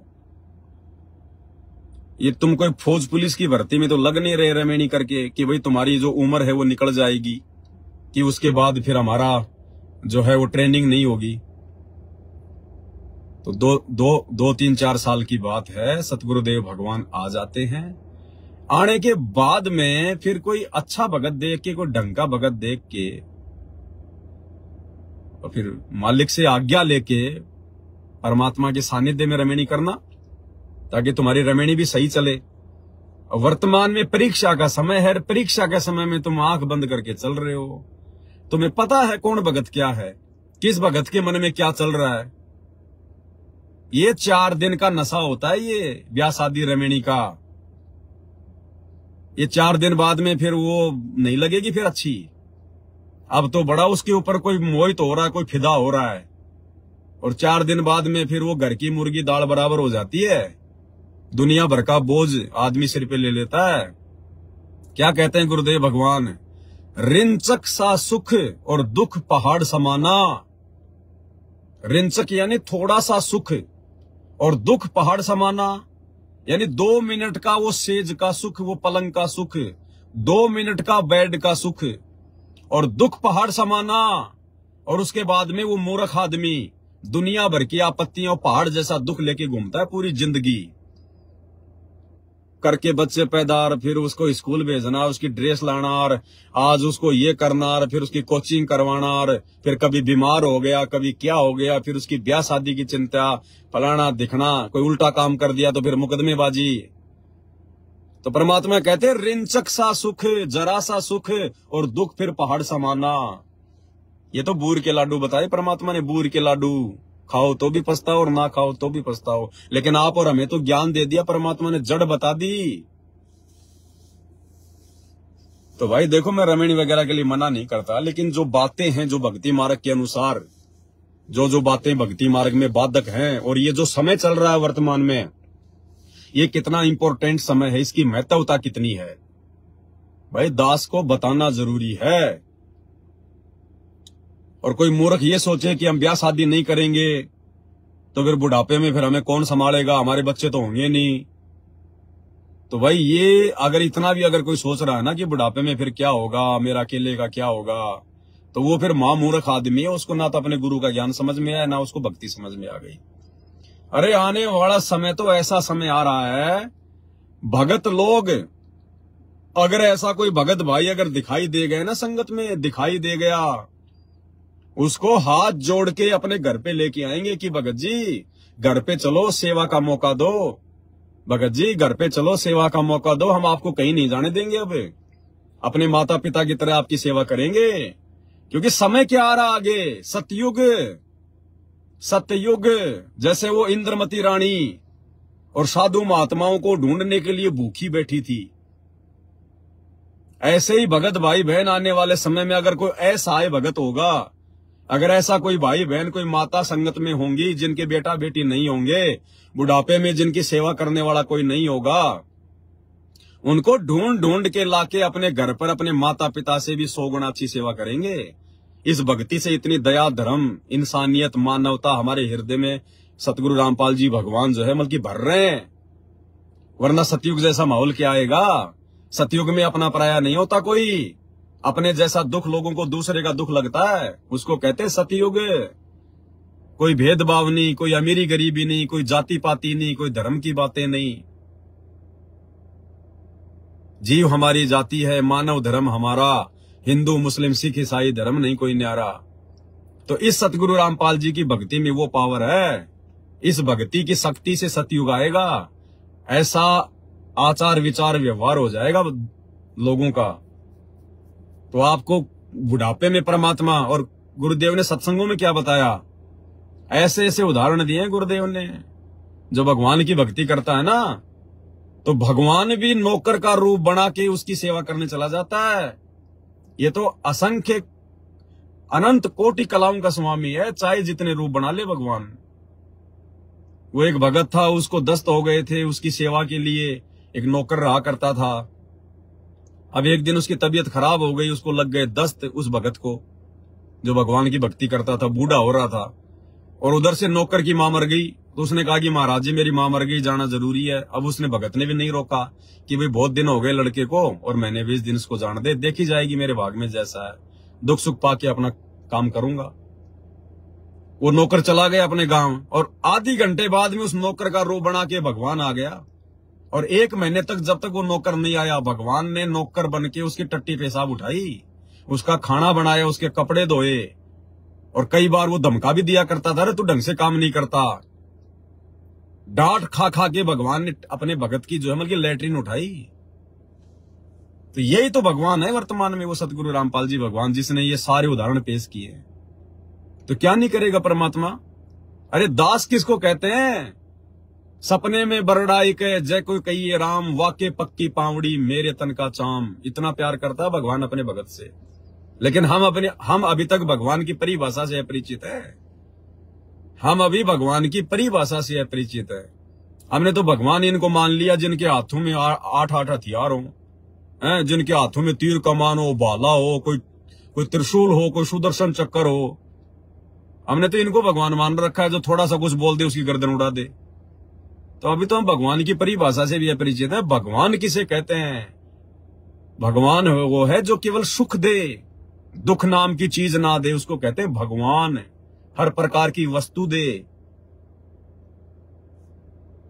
तो वो भगवान धरती पर सतगुरु रामपाल जी है। इनके ज्ञान से समझ में आएगा, भक्ति विधान से समझ में आएगा। तो भाई और बहनों, आपने वर्तमान में जो धरती पर परमात्मा प्रकट है और जो मोक्ष का समय है, जिस मोक्ष के समय के लिए देवी देवता भी तरसते हैं, ये साधु संत ऋषि महात्मा लाखों हजारों साल जंगलों में गुफाओं में तपस्या करके मर गए, उनको भगवान की छाया के दर्शन नहीं हुए। और आज वो भगवान खुद हमें सतलोक ले जाने के लिए आया हुआ है और हम गफलत कर रहे हैं। फिर ये भगवान असंख्य जन्म नहीं संभालेगा, फिर जो इस मौके को चूक जाएगा, इस समय को।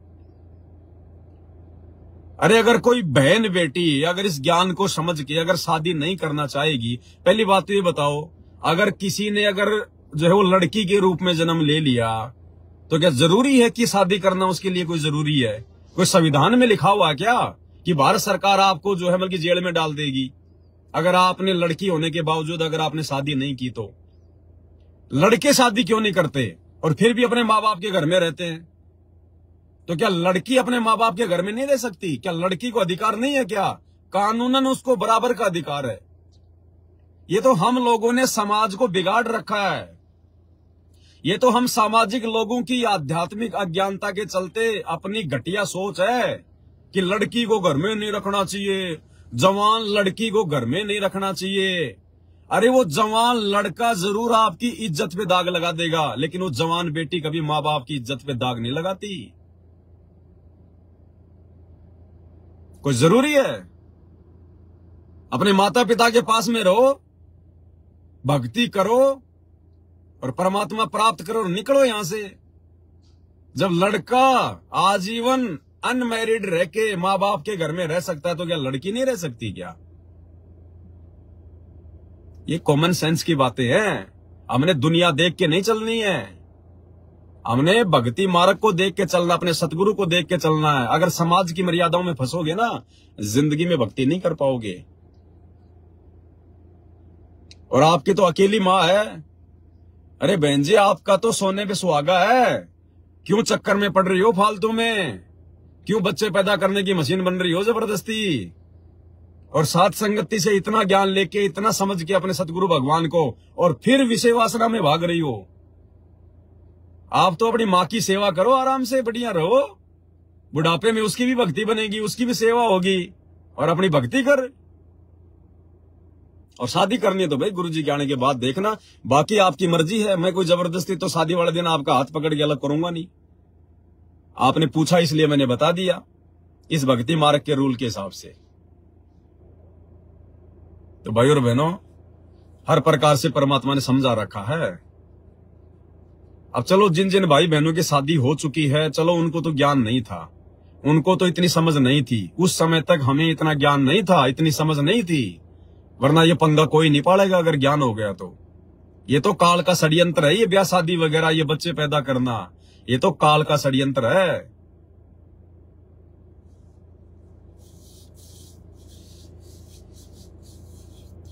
अरे इंजड़े भी तो इंसान है, वो कौन सी शादियां करते हैं? अरे वो कौन सी शादी करते हैं बताओ? क्या उनका बुढ़ापा नहीं कटता? उनके समाज के लोग उनकी बढ़िया सेवा करते हैं। जिनके बेटा बेटी है ना, उनसे अच्छी सेवा उन इंजड़ों की होती है, उन किन्नरों की। उनके ग्रुप के लोग बुढ़ापे में उसकी सेवा करते हैं बैठे बैठे। अरे तो भगवान मिल गया, ठीक है। जिसको सतगुरु रामपाल जी की भक्ति प्राप्त नहीं है, जिसको ये अनमोल ज्ञान प्राप्त नहीं है, वो चाहे 20-20 शादियां करो, उसको तो ज्ञान नहीं है। अरे तुम्हें तो सब कुछ पता चल गया, भगवान धरती पर क्यों आया हुआ है, आप और हमें मनुष्य जन्म क्यों मिला है, हमारा मकसद क्या, हमारा टारगेट क्या है, और कितने समय की बात है ये। तुम्हें तो और भी हकीकत का पता चल गया कि जब तक सतगुरु रामपाल जी भगवान धरती पर हैं संत रूप में, तब तक ही मोक्ष प्राप्त होगा। उसके बाद में भक्ति चलेगी, इनका मार्ग चलेगा हजारों साल, लेकिन मोक्ष नहीं मिलेगा।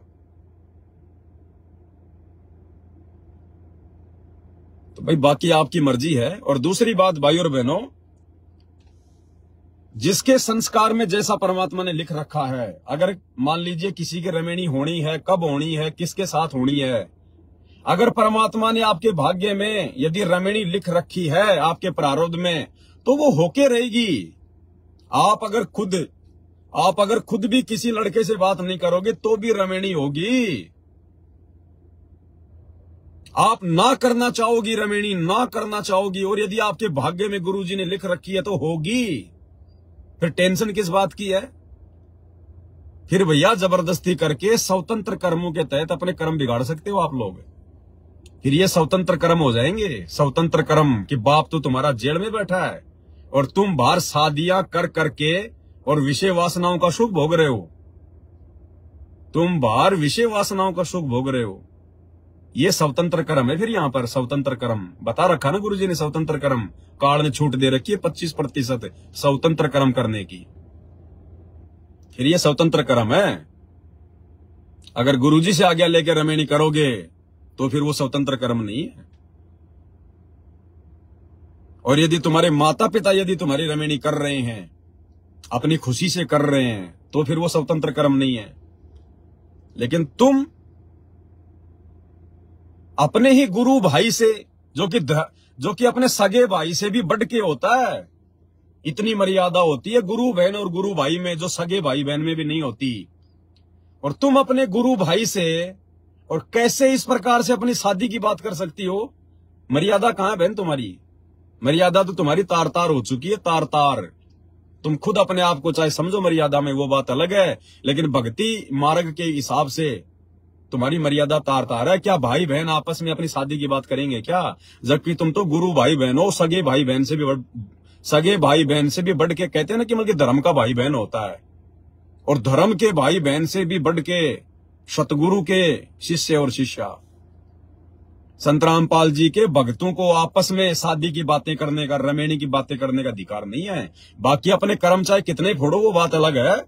परमात्मा किसी का हाथ नहीं पकड़ेगा।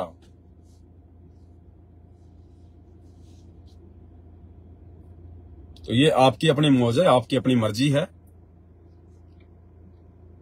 और फिर आप कह रही हो कि मेरी माता जी कह रही है कि मैं तो रिश्तेदारों को बुलाऊंगी, और आपने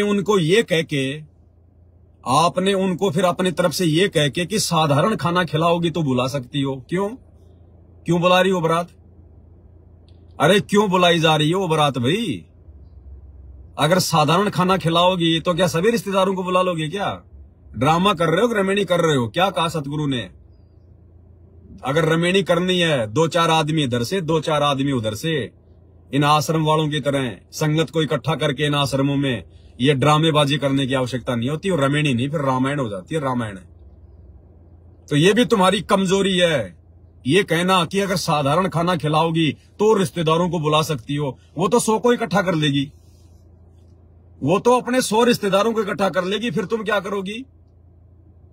उसने बुलाया अपने किसी और एक रिश्तेदार को और वो अपने साथ में लेके गाड़ी 4 को और बैठा लाया, तुम उसके धक्के मारोगी?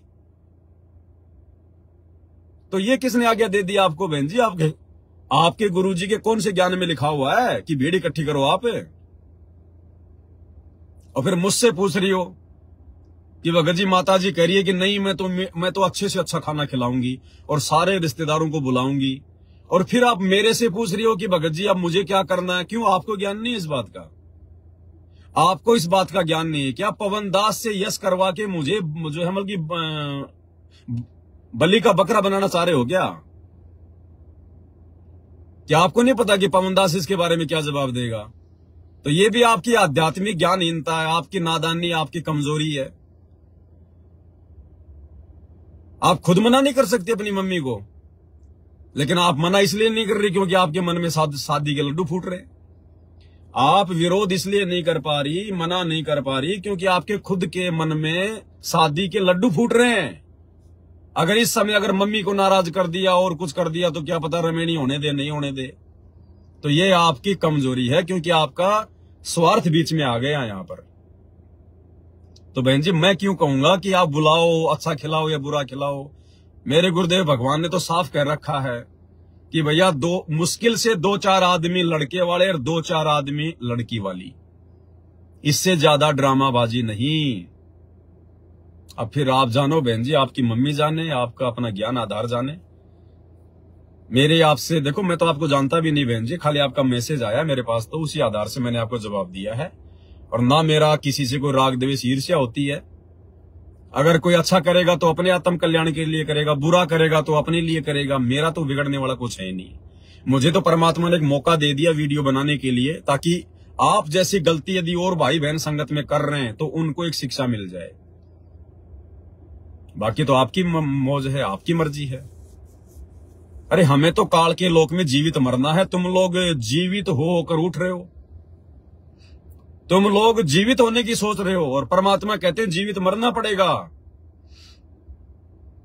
अरे कैसी कैसी कथाएं सुनाई गुरुजी ने, कैसी कैसी कथाएं हमें जगाने के लिए कि ना जाने कौन सी चोट इस आत्मा को लग जाए, कौन सी चोट लग जाए इस आत्मा को। अरे भाइयों और बहनों, हम जिस विषय वासना में सुख ढूंढ रहे हैं ना, जिस विषय वासना में हम लोग सुख ढूंढ रहे हैं, संभोग क्रिया में जो सुख ढूंढ रहे हैं, जिस दिन आपको ये ज्ञान होगा ना सतगुरु का, अगर आपकी भक्ति सही प्रकार से चल पड़ेगी, आपको इससे बड़ा कोई दुख दिखाई नहीं देगा, इससे बड़ा कोई दुख दिखाई नहीं देगा। और आप जी यदि पहले ये कुकर्म यदि आप जी शादी करके कर चुके हैं और वर्तमान में छोड़ चुके हैं, तो आपको जब वो कुकर्म याद आएंगे ना, तो आपको अंदर से नफरत होने लगेगी कि हम क्या किया करते थे, हम नीचों को इतनी भी समझ नहीं थी। ये तो सबसे घटिया कर्म है, काल के जाल में फांसने का सबसे घटिया। अब तुम क्या भक्ति करोगे? हम लोग ब्रह्मा जी का जो जाप है, जो गुरुदेव ने दे रखा हमारे को प्रथम मंत्र में, ब्रह्मा और शांतरी का, हम क्यों जाप करते हैं भाई? हम क्यों फंसे हुए हैं यहाँ पर 21 ब्रह्मांड में? हमारे ऊपर ऋण चढ़ा हुआ इन सब का, ब्रह्मा शांतरी का, गणेश जी का, लक्ष्मी जी का, विष्णु जी का, दुर्गा जी का, शंकर पार्वती का। इन पांचों जो ये प्रधान देवता हैं, जो हमारे शरीर में, हमारी रीढ़ की हड्डी में जो ये कमल रूप में है, हम क्यों फंसे पड़े हैं? क्योंकि इनका हमारे ऊपर ऋण है, ऋण। और ये ऋण कैसे उतरेगा? जब हम इनकी भक्ति करेंगे। भक्ति मतलब हम इनकी साधना करेंगे, हम इनके नाम की वो मजदूरी करेंगे। और मजदूरी हम क्यों कर रहे हैं? इन नाम मंत्रों की जाप करके, और ऋण उतारने के लिए। जो कर्जा ब्रह्मा जी का और सावित्री का जो कर्जा हमारे ऊपर जो चढ़ गया है ना, वो कर्जा उतारने के लिए। और उनका कर्जा क्यों चढ़ा? विषय वासना के चक्कर में पड़ के। विषय वासना के चक्कर में पड़ के ब्रह्मा सावित्री का ऋण हमारे ऊपर चढ़ गया, क्योंकि ये रजोगुण के स्वामी हैं। और एक तरफ तो तुम संत रामपाल जी से भक्ति लेके ब्रह्मा सावित्री का जाप कर रहे हो ऋण उतारने के लिए, और दूसरी तरफ तुम विषय वासना में पड़ के उसका ऋण और चढ़ा रहे हो। तो तुम्हारा कर्जा कभी जिंदगी में उतरेगा क्या? अरे भक्ति तो तुम करोगे थोड़ी, इतनी तुम्हारे पास भक्ति हो नहीं पाएगी, और ऋण चढ़ाओगे तुम ज्यादा। अब कोई आदमी तुम्हारे से 1 लाख रुपए मांगता है और तुम उसके वहां पे मल्कि मजदूर लगे हुए हो, और रोजाना वो तुम्हें 500 रुपए देता है कि भैया जब तक रोजाना मजदूरी करके 500 रुपए करके मेरा 1 लाख नहीं चुका दोगे मैं तुम्हें छोड़ने वाला नहीं। और तुम उसके वहां पे मजदूरी कर रहे हो और वो तुम्हें रोजाना 500 रुपए जो बल्कि माइनस कर रहा है कि ठीक है भाई तेरे 500 आ गए, तेरे 500 आ गए, और 1000 रुपए तुम उससे और उधार ले रहे हो। रोजाना 500 की तो तुम मजदूरी कर रहे हो और 1000 रुपए तुम उसी से उधार ले रहे हो, और ये सोच रहे हो कि मेरा कर्जा उतर जाएगा। जिंदगी में नहीं उतरेगा, उसी के ऋणी बन के मजदूर बन के रहोगे। तो एक तरफ तो हम लोग अपना वो पिछला जो कर्जा है विषय वासनाओं में पड़ के हमने जो कर्जा जो इसका रजोगुण के स्वामी ब्रह्मा सावित्री का हमने जो अपने ऊपर जो है वो चढ़ा लिया है। एक तरफ तो हम ओम नाम का जाप करके जो हमें दिया है जो गुरुदेव भगवान ने, हम उसका वो ऋण उतार रहे हैं, और दूसरी तरफ हम लोग विषय वासना के चक्कर में पड़ के वही संभोग क्रिया करके और उसका हजारों की संख्या में हम उसका ऋण अपने ऊपर चढ़ा रहे हैं। कैसे बाहर निकलोगे? हम तो त्रिकुटी तक भी नहीं जा पाएंगे। तो ये कॉमन सेंस की बातें हैं। तुम भक्ति भी कर रहे हो और तुम अपना जो है मतलब एक तरफ तो कह रहे हो कि हम इनका वो कर्जा उतार रहे हैं, और दूसरी तरफ आप इनका कर्जा और चढ़ा रहे हो। तो कैसे कर्जा उतरेगा भाई? कर्जा उसका उतरेगा जो आगे से कोई ऋण ना ले और पिछला धीरे धीरे मेहनत मजदूरी करके उतारेगा। तो भाई भक्तों, कॉमन सेंस का भी प्रयोग करो। कॉमन सेंस का हमें जीवित मरना पड़ेगा इस काल की तरफ से। ये काल हमें उस समय तक नहीं छोड़ेगा जब तक हम इसकी किसी भी सुविधा का फायदा उठाएंगे अपनी मौज मस्ती के लिए। और ये ब्याह शादी होती है ना, कोई देश के लिए कोई बहुत बड़ा महान कोई महापुरुष पैदा करने के लिए शादियां नहीं करता है, ध्यान रख लेना। कोई देश के लिए कोई नागरिक पैदा करने के लिए शादियां नहीं करता है, सिर्फ मौज मस्ती के लिए शादियां होती है। और मौज मस्ती में फिर वो बच्चे पैदा हो जाते हैं, उनमें आगे चल के चाहे कोई महापुरुष बन जाओ और चाहे कोई चोर गुंडा बन जाओ, वो बात अलग है। बाकी शादी कोई भी आदमी ये सोच के नहीं करता कि मैं देश के लिए बहुत अच्छा जो मैं कि प्रधानमंत्री पैदा करूंगा, मैं बहुत अच्छा कोई नेक नागरिक जो है मैं वो पैदा करूंगा। कोई नहीं करता नेक नागरिक पैदा करने के लिए शादियां, सब अपने मनोरंजन के लिए करते हैं। वो तो पैदा हो जाते हैं, फिर जिसका जैसा भाग्य, भाई किसी ने चोर बनना या किसी ने कोई मंत्री बनना, वो फिर आगे बढ़ता हो। तो हम तो अभी आनंद ले रहे हैं इस काल के लोक में, और जब तक हम आनंद लेंगे तब तक काल हमें छोड़ेगा कैसे? क्या कथा सुनाई गुरुजी ने? एक तोते की कथा सुनाई। एक सेठ और सेठानी थी, एक परिवार था, और एक तोता पकड़ के ले आए वो कहीं से और पिंजरे में डाल दिया। अब उनको बड़ा आनंद आया, हमारे घर पे तोता, बोल मिठू, मियाँ मियाँ बोल, बोल प्यूं प्यूं बोल, उससे खेले। कई दिन हो गए, तोता भी बड़ा दुखी हो गया, परेशान हो गया, क्या करें क्या ना करें, इस जेल से छूटे कैसे? क्योंकि तोता तो स्वतंत्र घूमने वाला प्राणी है ना, जिस प्रकार ये आत्मा इस शरीर में आके फंस गई काल के लोक में, जबकि आत्मा तो स्वतंत्र घूमने वाली जो है मतलब वो है वहां पे सतलोक में। तो एक दिन तोते ने कहा, जब वो सेठ जी अपने गुरुजी का सत्संग सुनने के लिए जा रहा था, वो जो सेठ था वो सत्संगी था, तो तोते ने दिमाग लगाया एक दिन, और तोते ने कहा कि सेठ जी, बोले हाँ जी, बोले सत्संग में जा रहे हो? बोले हाँ। बोले हमारा भी एक छोटा सा काम कर दोगे? बोलो भाई, आप अपने गुरुजी से मेरी एक प्रार्थना लगा देना, एक मेरी अरदास लगा देना। हाँ भाई, क्या अरदास लगाऊं? अपने गुरुजी से ये पूछ के आना कि गुरुजी मेरे घर पर जो तोता है उसकी मुक्ति कैसे होगी, वो पिंजरे से बाहर कैसे निकल सकता है, उसकी मुक्ति कैसे होगी? तो सेठ ने कहा कि ये तो कोई बड़ी बात नहीं, मैं पूछ के आ जाऊंगा, क्या दिक्कत है इसमें? तो सेठ जी गया, सत्संग सुना। आते समय उसने तोते की प्रार्थना अपने गुरुजी से एकांत में रख दी। कहा कि गुरुजी ऐसे ऐसे मेरे घर पे तोता, और उसने ये सवाल किया कि गुरुजी से पूछना कि मेरी मुक्ति कैसे होगी। अब सेठ जी ने जैसे सवाल किया, गुरुजी धड़ाम से जमीन पे गिरे, एकदम बेहोश हो गए, यूं ना हिले ना डुले, जैसे मर गया। अब सेठ जी तो बिल्कुल अक्का बक्का हो गया कि यार मैंने तो क्या कर दिया, कहीं मेरा नाम ना लग जाए, क्या पता इसको हार्ट अटैक आ गया, क्या आ गया, कहीं मैं ना फंस जाऊं। सेठ तो वहां से भाग लिया, घर पे आ गया। आते तोते ने पूछा कि सेठ जी मेरी प्रार्थना करी गुरुजी से। सेठ ने कहा, रे नालायक, क्या है की प्रार्थना, मेरे को मरवा देता तू, तेरी प्रार्थना के चक्कर में तो मेरे को जेल हो जाती। बोला क्या हुआ? बोला जैसे मैंने तेरी अरदास की कि गुरुजी मेरे घर पर एक तोता है, उसने अरदास लगाई है कि गुरुजी से पूछना कि मेरी मुक्ति कैसे होगी, मैं कैसे इस पिंजरे से बाहर निकल पाऊंगा। और नालायक गुरुजी तो बेहोश होके गिर गए।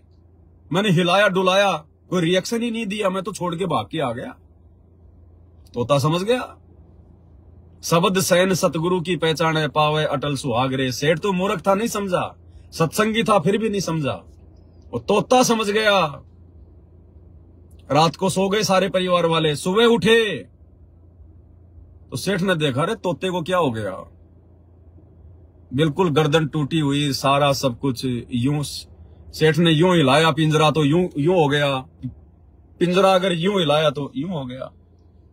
अब सेठ ने सोचा, रे ये तो मर गया, और भाई ये तो जानवरों में जो है मतलब बीमारी भी आ रही है, और कहीं कोई बैक्टीरिया ना आ जाए, कहीं हम और ना बीमार हो जाएं। उसको मरा हुआ जान के सेठ ने तुरंत पिंजरा खोल दिया, और जैसे ही पिंजरा खोला तुरंत तोता उड़ के और आजाद हो गया तुरंत, क्योंकि वो संकेत समझ गया गुरु का। उस गुरु ने ये संदेशा दिया था कि बेटा अगर पिंजरे से मुक्त होना है तो जीवित मरना पड़ेगा, जैसे मैंने जीवित मर के इस सेठ को दिखाया। बेटा जीवित मरना पड़ेगा, और जब तक जीवित नहीं मरेंगे तब तक ये सेठ तुम्हें घर से बाहर नहीं निकालेगा। वो सेठ समझो काल, और तोता समझो आत्मा, और ये पिंजरा समझो 21 ब्रह्मांड। तो सेठ ने सोचा ये तो मर गया, मेरे किसी काम का ही नहीं, अब मैं इसके साथ में थोड़ा बहुत टाइम पास किया करता था, मनोरंजन किया करता था, मेरा मन बहलाया करता था, अब ये तोता तो किसी काम का नहीं, और कहीं कोई जो है इन्फेक्शन ना हो जाए। तुरंत उसको पिंजरा खोल दिया, तुरंत तोता उड़ गया। तो भाई जब तक हम इस काल का मनोरंजन करते रहेंगे, शादियां करके, विषय वासना के चक्कर में पड़ के, बच्चे पैदा करके, तब तक ये काल हमें कैसे छोड़ेगा? ये हमसे खेलता रहेगा, हम तो इसके लिए खिलौने हैं। तब तक ये काल हमसे खेलता रहेगा, हमें नहीं छोड़ेगा, पिंजरा नहीं खोलेगा। और जब तक हम पूरी तरह से काल के लिए नहीं मर जाएंगे कि हम तेरे किसी काम के नहीं, अब हम तेरी किसी भी ऐसी सुविधा का फायदा नहीं उठा रहे। हमें जो भी सुविधा देगा हमारा सतगुरु देगा, और सुविधा हम सतलोक में लेंगे। अगर आनंद भी लेंगे तो सतलोक में लेंगे। गुरुजी ने बता दिया कि बेटा यहां तो आनंद नाम की चीज नहीं है। ये आनंद भी जो तुम यहाँ पर विषय वासना में ढूंढ रहे हो, इससे भी अरबों खरबों गुणा उत्तम आनंद सतलोक में है। वहां पे जो तुम्हारी जो घरवाली होगी, जो हंसनी होगी, जो भगतमती होगी, वहां पे ये गंदा काम नहीं होता, वहां तो नूरी शरीर है। लेकिन एक दूसरे को देख देख के इतना आनंद आता है। गुरुजी कहते हैं यहाँ के संभोग क्रिया में भी वो आनंद नहीं है। यहाँ की संभोग क्रिया से अरबों खरबों गुणा आनंद, वहां तुम एक दूसरे के ऊपर मोहित होकर, मन मोहित होकर तुम आनंद प्राप्त करोगे। उस सुख का यहां वर्णन ही नहीं किया जा सकता। तो सोचो सतलोक में क्या सुख होगा। और हम यहां का सुख नहीं छोड़ रहे, ये गंदा सुख, झूठा सुख, 2 मिनट का सुख, उसके बाद में शकल से भी अच्छे नहीं लगते आपस में, और हम इसी सुख में घुसे हुए हैं। और काहे का सुख है ये, उसके बाद में दुख ही दुख है। फिर वो तोता तोती पैदा हो जाएंगे, फिर कभी उनके कपड़े, कभी उनकी लेटरिन साफ करना, कभी गोद में टट्टी करेगा, कभी कहां करेगा, हैं? फिर भरते रहना उनकी स्कूल की फीस। तो ये बाकी दुनिया जो भक्ति नहीं कर रही है ना, ये पैदा कर करके करेगी अपना काम है। अरे आप और हमें ज्ञान हो गए तो हमें तो निकलना है यहां से। अब भी बच्चे पैदा करने में लगे रहोगे क्या? ये बाकी दुनिया जो भक्ति नहीं करेगी आने वाले समय में, जिसको ज्ञान नहीं होगा, वो करती रहेगी बच्चे पैदा। हमने तो सतलोक में बनाना अपना परिवार है। सतलोक में बेटा बेटी तैयार करने जाके, और तुम यहीं पे घर बसाने की जो है वो कर रहे हो तैयारी। तो भाई और बहनों, जब तक उस तोते की तरह जीवित नहीं मरेंगे तब तक वो सेठ रूपी निरंजन, वो सेठ रूपी काल इस पिंजरे से बाहर नहीं निकालेगा। अब देखो, हर प्रकार से गुरुजी ने समझाया हुआ है भाई और बहनों। दास तो केवल हल्का हल्का रिपीट कर रहा है। बाकी देखो भाई, भगत की अपनी मौज, अपनी मर्जी। बाकी जो अपने सतगुरु पर पूरी तरह से आश्रित हो जाएगा और आश्रित होकर, मर्यादित होकर भक्ति करेगा। आश्रित होने से भी काम नहीं चलता, अकेले आश्रित तो होना ही होना पड़ेगा, साथ में मर्यादित भी होना पड़ेगा। तब सतगुरु अपने पलकों पे रखेगा, अपनी पलकों पर। और भले आपकी शादी हो ना हो, बेटा बेटी हो ना हो, चलो जिन्होंने शादी कर ली और जिनके बेटा बेटी नहीं हो रहे, फिर वो क्या करेंगे बुढ़ापे में? अगर बुढ़ापे की चिंता को लेके शादी कर रहे हो कि बाल बच्चे बुढ़ापे में सेवा करेंगे, तो जिन भाई बहनों की शादियां हो चुकी हैं और जिनके आज तक कोई संतान नहीं हो रही, फिर उनका क्या होगा बुढ़ापे में? उनकी सेवा कौन करेगा फिर? सतगुरु करेगा सेवा, सतगुरु करवाएगा सेवा। तो ऐसे तुम्हारी होगी फिर, अगर विश्वास रखोगे तो। कहे कबीर सुनो बे साधो, मैं तो हूं विश्वास में।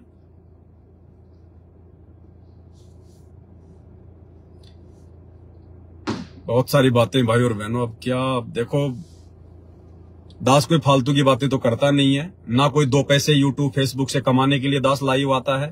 ये तो हराम की कमाई है, हम तो सपने में भी नहीं सोच सकते यूट्यूब फेसबुक की कमाई। और ना हमारे पास में इतना फालतू समय है। यहाँ तो एक एक श्वास की कीमत बता रखी है गुरुजी ने। कहता हूं कहीं जात हूं, कहूं बजाकर ढोल, श्वास जो खाली जात है 3 लोग का मोल। और ये दास बार बार लाइव नहीं आना चाहता, मेरी अंदर से इच्छा नहीं होती लाइव आने की, लेकिन जब परमात्मा की तरफ से ज्यादा ही जब मतलब की दबाव आता है, तब दास लाइव आता है। क्योंकि मैं नहीं चाहता कि बार बार मेरे वीडियो देख के आप लोग भी अपना समय खराब करो। और मैं डरता हूं कि कहीं परमात्मा मेरे वीडियो ज्यादा देखने से, या मेरी जो है कहीं कोई भगत जो है मतलब उनका कोई समय बर्बाद ना हो जाए। नहीं, इस दास के पास तो इतने टॉपिक हैं, इतने सब्जेक्ट हैं, दिन में अगर 20 बार लाइव आऊं तो भी थोड़ा है, लेकिन परमात्मा से थोड़ा भय है, डर है। मैं कोई पब्लिसिटी के लिए, कोई अपने नाम प्रचार के लिए, मैंने कोई चुनाव थोड़ी लड़ना है कि मैंने कोई वोट बैंक कोई तैयार करना है। ये दुनिया तो अपने स्वार्थ के लिए करती है, सोशल सेवा वगैरह जो भी होती है, अपने फायदे के लिए, अपने स्वार्थ के लिए, अपनी पब्लिसिटी के लिए, जान पहचान के लिए। हम तो जान पहचान मिटाने में लगे हुए हैं, हमें जान पहचान बनानी नहीं है। यहाँ पर हमने तो 21 ब्रह्मांड से अपनी आइडेंटिटी समाप्त करनी है। परमात्मा ने बता दिया, बेटा आज तो ये मनुष्य जन्म प्राप्त करके तू अपनी आइडेंटिटी बना लेगा, आज तो तू अपनी पहचान बना ले, और कल को जब गधा कुत्ता सुअर बन के घूमेगा तब कौन जानेगा तेरे को। तो हमने तो अपनी आइडेंटिटी समाप्त करनी है मेरे भाई, हमने तो सतलोक चलना है। ये लास्ट एंड फाइनल हमारा ये मनुष्य जन्म है, लास्ट एंड फाइनल। और जिसने बढ़ाना है भाई वो करो फिर अपनी आइडेंटिटी।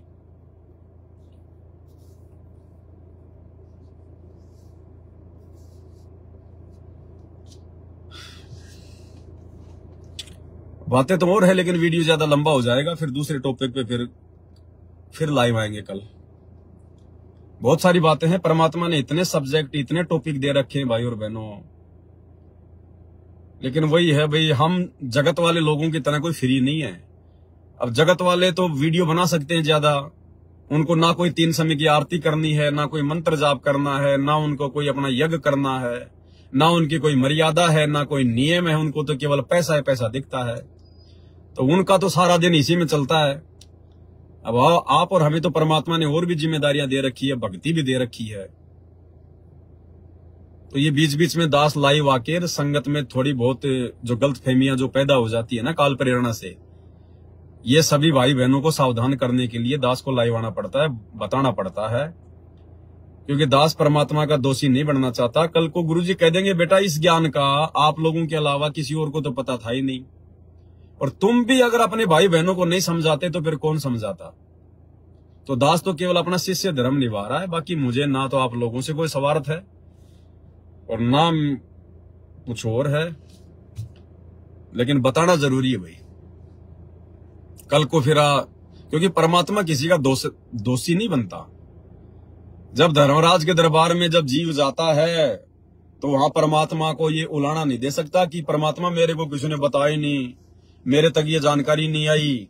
तो परमात्मा वहां पर ये वीडियो चला देगा, डिस्प्ले चला देगा, देख वो क्या चिल्ला रहा था, क्या चिल्ला रहा था। ये थोड़ी कि भगवान ही आके समझाएगा तेरे को, हर बात भगवान ही आके समझाएगा। अब एक भगत था और वो रास्ते रास्ते जा रहा था, सामने से कोई हाथी आ रहा था पागल। अब दुनिया इधर उधर भाग रही है और बोला नहीं मेरे को तो भगवान बचाएगा, मेरे को तो भगवान बचाएगा। एक आया दौड़ के, अरे बोला भगत जी साइड में बोले हाथी आ रहा है, पागल हो गया, कईयों को मार दिया। नहीं नहीं मेरे को तो भगवान बचाएगा कि भगवान आएगा। अरे बोला साइड में बोले मेरे भाई, बोला ना भगवान आएगा तब साइड में होऊंगा। इतने में हाथी आया, मारी सूंड की, दूसरे के मकान पे जाके गिरा। और बोले भगवान आप आए ही नहीं, भगवान आप आए ही नहीं। फिर आया भगवान। बोला वो जो आदमी बोल रहा था वो कौन था? अरे वो जो तेरे को कह रहा था, जो चिल्ला रहा था, वो भी तो भगवान का ही बच्चा था। तू साइड में क्यों नहीं हुआ? तो हर काम के लिए भगवान थोड़ी आएगा। भगवान किसी को निमित्त बना देता है, भगवान किसी में जो है वो प्रेरणा कर देता है। और फिर ये मनुष्य जन्म, ये बुद्धि क्यों दी है? फिर हमने कॉमन सेंस का भी तो प्रयोग करना चाहिए ना। हर काम के लिए थोड़ी भगवान आएगा। तो भगवान कह देगा बेटा देख मैंने तेरे लिए संदेशा भिजवाया था, बोल तूने सुना कि नहीं सुना? तो वहां तो सब याददाश्त आ जाती है, हाँ जी सुना था। तो फिर मेरे को क्या उलाना दे रहा है? तो भाई और बहनों परमात्मा दया करें। दोपहर की आरती का भी समय हो रहा है। तो देखो दास तो भाई जैसे जैसे परमात्मा दया करेंगे, प्रेरणा करेंगे, अपनी भक्ति भी करनी है। जो जिम्मेदारी है, जब तक हमारे गुरुदेव भगवान जेल से बाहर नहीं आ जाते तब तक जो जिम्मेदारी है वो भी निभानी है, और ये निभाते रहेंगे मालिक के आशीर्वाद से। तो आज की वीडियो में केवल इतना ही भाई और बहनों। मेरी किसी बात से अगर किसी को कोई तकलीफ, कोई दर्द, कोई पीड़ा पहुंची हो तो दास हाथ जोड़ के क्षमा प्रार्थी है। जो सत्य है वो मैंने रखा है ज्ञान आधार से, बाकी मानना ना मानना ये भाई अपने अपने बुद्धि विवेक के ऊपर है। और रही बात ब्याह शादी की, तो जहां परमात्मा ने संस्कार जोड़ रखा तो होके रहेगी, लेकिन स्वतंत्र कर्मों के तहत भाई और बहनों अपने कर्म मत बिगाड़ो। वर्तमान में ये परीक्षा का समय है, सोच समझ के डिसीजन लो। साल 2 साल में कोई मर नहीं जाओगे, कोई तुम बूढ़े नहीं हो जाओगे। और इतना ज्ञान दे दिया भगवान ने घर घर में, और उसके बावजूद भी फिर तुम काल को अपने घर में घुसा रहे हो जबरदस्ती लाके। एक तरफ तो तुमने भगवान को बैठा लिया, घर घर में बेड लगा लिए, अब तुम काल को घुसेड़ रहे हो घर में, ये विषय वासना के चक्कर में पड़ के। तो क्या भक्ति थोड़ी हो रही, फिर तो ड्रामेबाजी हो रही है, तो देखा देखी हो रही है फिर सारा काम। बाकी अपनी मर्जी है सबकी भगत जी। परमात्मा से सद्बुद्धि की भीख मांगो। वर्तमान में ये थोड़ा बहुत समय है, कुछ लेना देना नहीं है, फिर कुछ भी लेना देना नहीं है।